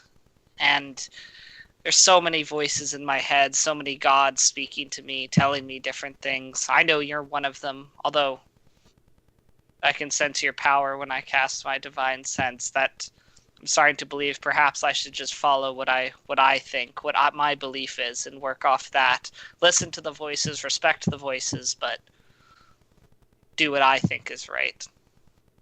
Of course. It is always good to follow one's intuitions. And as you're walking, the scenery changes a little bit. You find yourself walking in a green area inside of the city. And you see all of those trees growing around you. They're all grown, but you see the people tying the branches together so that the branches, as they grow, get twisted and grows into one another, forming a literally a roof above this. But it's the way that they're doing this, tying them up, forcing the branch to grow and twist in a specific shape. It says, yes, of course. everything you will learn, everything you have learned, it will always help you. But you always have to remember there are greater pictures, and sometimes the good of now may not align with the greater good. What will you do in those moments? Which good will you choose? I guess my best answer for you now is whichever one aligns with my heart. And what would your heart say? Sacrifice one and save thousands? Or sacrifice them all? For the Well, I greater don't good? understand.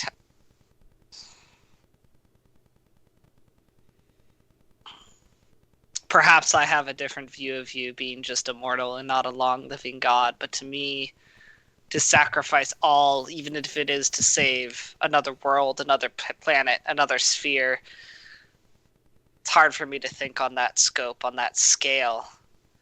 I'm more... I know the people I love, I know the people I care for, I see the people, the good people of this world, and I do not believe that they should all be sacrificed, even if it is to save another sphere, another universe. Perhaps to have one die to save many, that I can understand, that I could believe in, but to sacrifice them all, I don't know if I could stand behind that. Yes, I understand what you're saying. And I agree. And as you're walking, the scenery changes again. You find yourself near the dock.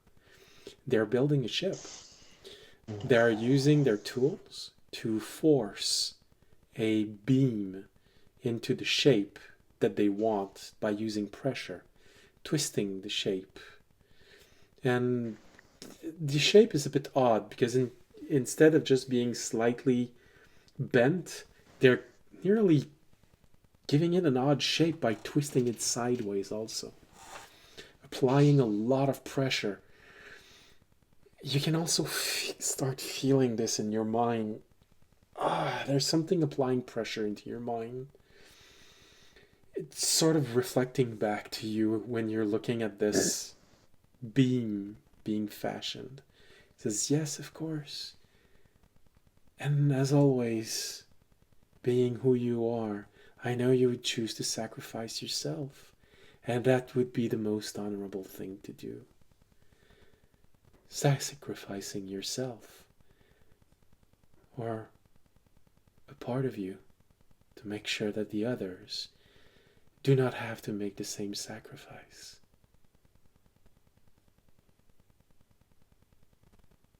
Perhaps, if I believe the sacrifice is worthy.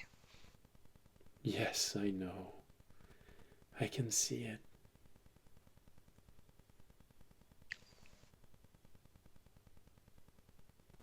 That was a most pleasant walk.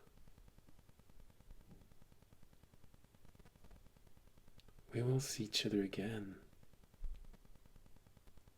I know you know it.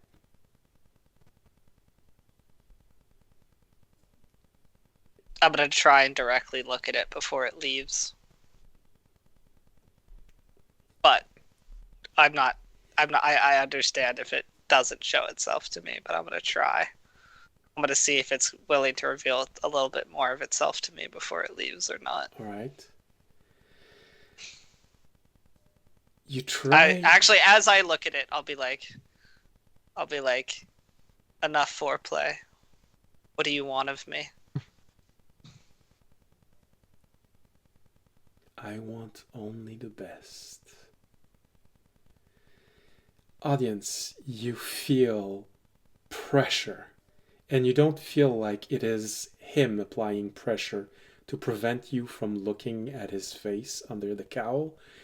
It just feels like it's hard, as if you're trying to do something against the current.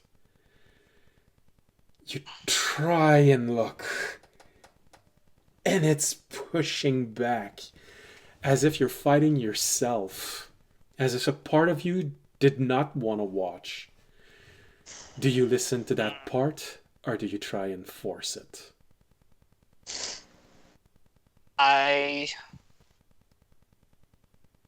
will try and force it. If that's a roll. Make a charisma saving throw. Okay.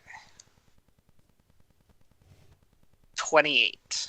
Nice. You see your face. My face. You try. No, this is definitely a god. You try as hard as you can. It feels like the effort is stripping part of your mind, that your soul is slowly being pulled apart as you're trying to look at the cowl. Inside of it, there is a brief moment where you see two eyes staring at you from eternal night. Do I recognize it? The only Those thing eyes? you can think of is you're staring into the abyss, and you manage to cut it as it was staring back. Oh, good. And you find yourself being thrown back into your body. Oh, good. Excellent. Hey, good always news, a good everybody. feeling. So this is a prototype. Oh, good. So glad. Yeah, when audience wakes up from this, you have a nasty migraine. It hurts so bad. You wish there was some sort of medicine somewhere that would help you. You even hesitate for a brief moment to use your own power because it was a god, but it seemed to know you so well. It seemed to know what you've always been told. There's a brief moment where you hesitate into using your own power to try and alleviate this pain.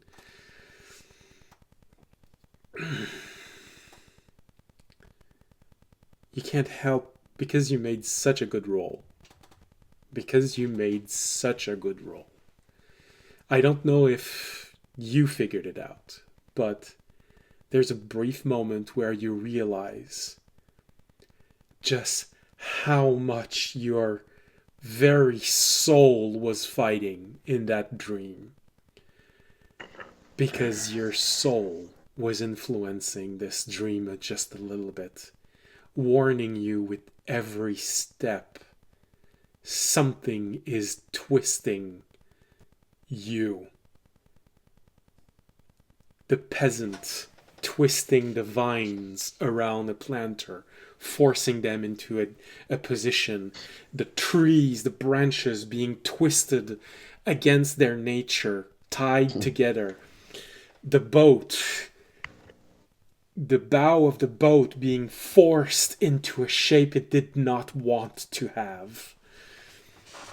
You realize at that moment that it was your mind, your soul, your very essence screaming out to you. You are being influenced. Stop. Yeah. That was my guess, but Right? I've had enough. I've had enough of angering dark gods that I didn't want to push it. There is a small place for you, audience, to feel pride in what happened. Because even though it did not have any moments where you drew your sword or cast a spell, it feels like you have won one of the worst and most difficult fights your soul has ever gone through.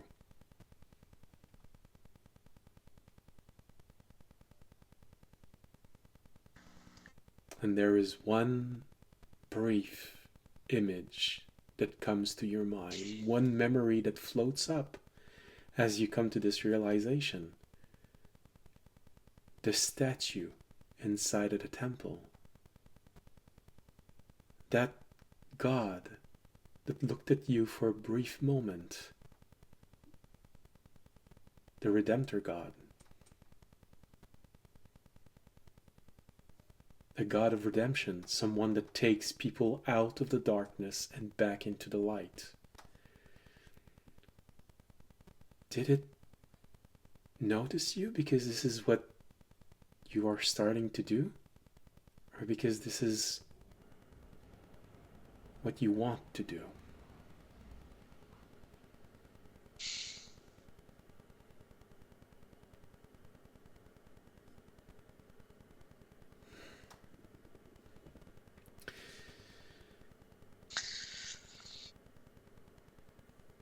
So audience, you wake up with that pain in your mind. But one last thing, because you realize that it is not exactly dawn. And this is why I say, Jorg, I know you don't have a whole lot, but you do have something. But it's a shared thing with everyone else. Because audience, as you let yourself fall into those thoughts and you it was so exhausting to make this fight against this influence, you sort of fall back into your dreams, but there's a brief moment where all of you, including Tobiashi, but he's not there, it feels like you're in a familiar room. And Fisher, this is not normal for you because you're in sentry mode. So you know that your consciousness is being taken somewhere else. Mm-hmm. Hey, bitch, sit down. You can't see very well. There's a very, very, very thick fog, a purple fog everywhere. And you hear this voice, this kind voice saying, I'm so sorry. This is part of the process. Oh, this is gonna hurt bad.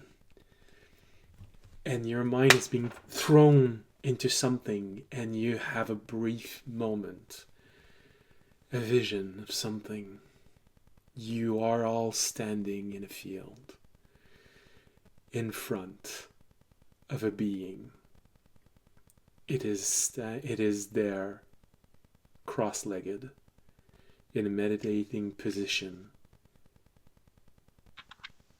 and it looks at all of you.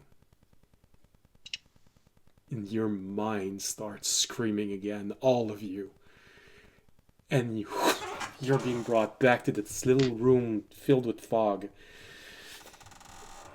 And the voice goes, it's just a side effect, but it's going to get worse because from here on out, every step you're going to take is going to solidify the future even more. And it's going to become so hard to avoid it.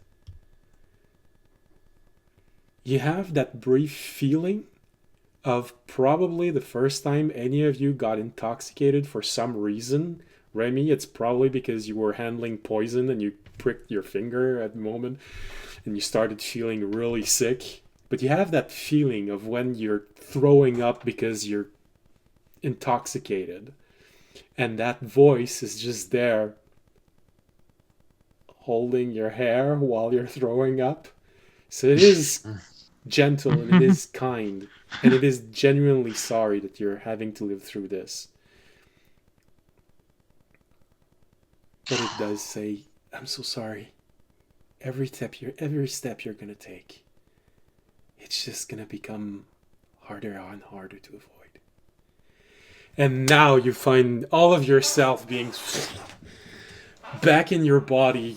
Fisher, your eyes open up again. You didn't realize that you've fallen asleep. You're not even supposed to be able to be forced into sleep by any spells. Which means whatever did that was so powerful. It was more powerful than any spellcaster you've ever seen. Oh, good lord, that might have been a god.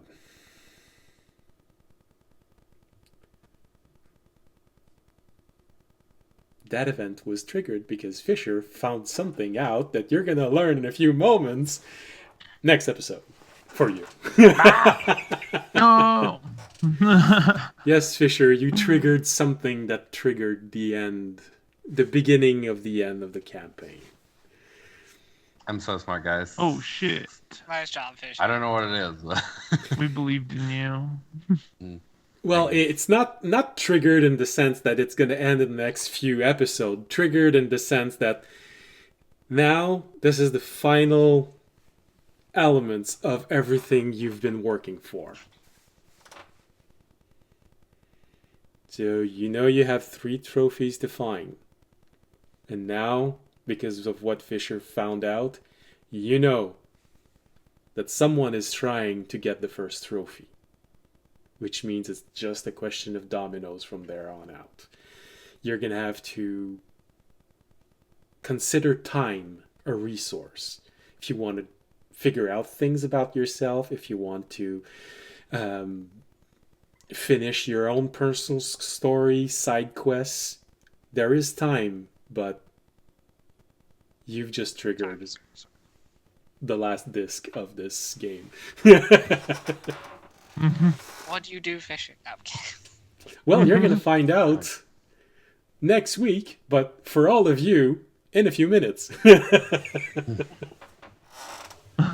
don't know. Audience now has a double headache. 2 fucking gods in his fucking head. Yeah, poor audience. Except both headaches are different. He has like a headache on the left side of his brain and a headache on the right side, and they're completely different. And the headaches are fighting each other. It does feel It's weird. giving you It a does. third headache. Yeah, it feels like both headaches are kind of like the antithesis. The opposite of one another. The opposite of one another, so they're kind of like fighting inside my head. Yeah. Like, oh, leave me alone. Hey, you chose to be a paladin. This is why audience is like, I'm fuck gods, man. I'm about to just do everything I do by my own decisions. All right. So once again, Wine before beer, you're in the clear. Beer before wine, and you be done. so once again, I have taken you very far off the the expected time. I am sorry. I hope you won't hold it against me again. Nope. Okay. All right. So.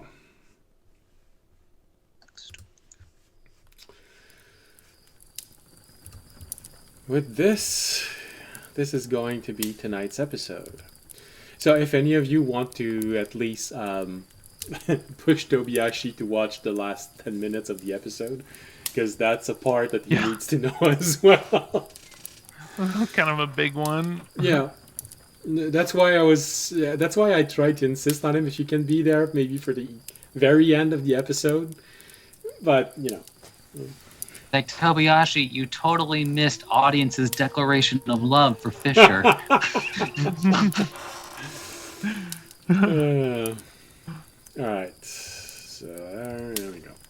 All right. So, that is it for tonight. Hope you enjoyed, well, that, and on whatever part of it is, wherever you are in the world. Thank you for being here. Thank you for talking in the chat. It's always nice when some of you talk in the chat. And I think, audience, you actually have a fan. Ultimatic is always there rooting for you, well, when he's there and he talks. He's always there for you. I hope he'd be a fan. He was my roommate for a year. Okay. Yeah, your roommate.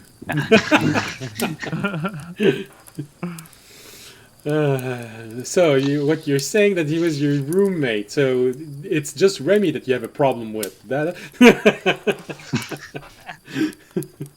All right. So thank you for being here tonight. Thank you for watching. Hope you had a pleasant whatever part of the day it is wherever you are in the world. See you again next week, next Wednesday, for next episode. Should be a doozy. Yeah, there's going to be a lot of things. You have to figure out how to solve all of this. And remember, audience, if you succeed, because now Fisher is going to even tell you degrees of success, so you're going to have to decide which one of those degrees is the degree you want to reach to succeed, because you've been told that if you succeed the quest, you may prevent an event that you do not want to happen. Yep. So, even more things to think about. So basically, audience gonna have a migraine for the next 2 days. Well, definitely for the next day. All right. So, like I was saying, Wednesdays for the live broadcasts, 7:30 Western Coast. Friday for the rebroadcast, 7:30 for the Eastern Coast. And if you just want to watch me make maps, well, that's tomorrow, Thursdays. And we are continuing the map that we've started already. Which is a much smaller scale map. And I know last episode we didn't get to progress a lot, but yeah. We figured out a few things about the scale. So yeah, that's the schedule for now. Maybe there'll be more during the year, but for now that's it. So yeah, thank you for being here. Thank you for watching. If you want to support, you have a very way of doing this. You can follow, leave leave comments. We've got Twitch, X, YouTube. If you want to do more support in a financial way, there's Patreon, there's Twitch, because you can subscribe. But if you can't do any of those, but you still want to help, or if you want to do all of this and still help more, never know. Well, simply spread the word of the channel. It helps tremendously. Okay, and I think that's everything that I can say. Unless one of you have something they want to add to this. Okay. I think that solves that question. I mean, unless you want to have an in-depth conversation about the best type of ice cream. Oh, that's right. I didn't ask you which was your favorite ice cream each. Now you just reminded me of it. Damn, I'm gonna have to ask the question on Discord. It all comes full circle. I'm off If we to get the head. 5 subscribers, Jorg will stop at nothing to get his hands on the bomb. That's an interesting enticement. All right. Thank you. Well, you heard it. He's gonna try and get the bomb if we get 5 subscribed. All right, including the 3 we already have, or on top of that. Not including our member. Okay. All right, so that's. I don't want to make it too easy. All right, so thank you for being here. Thank you for watching. See you next week, and as always, stay safe and stay healthy. Good night. Good night.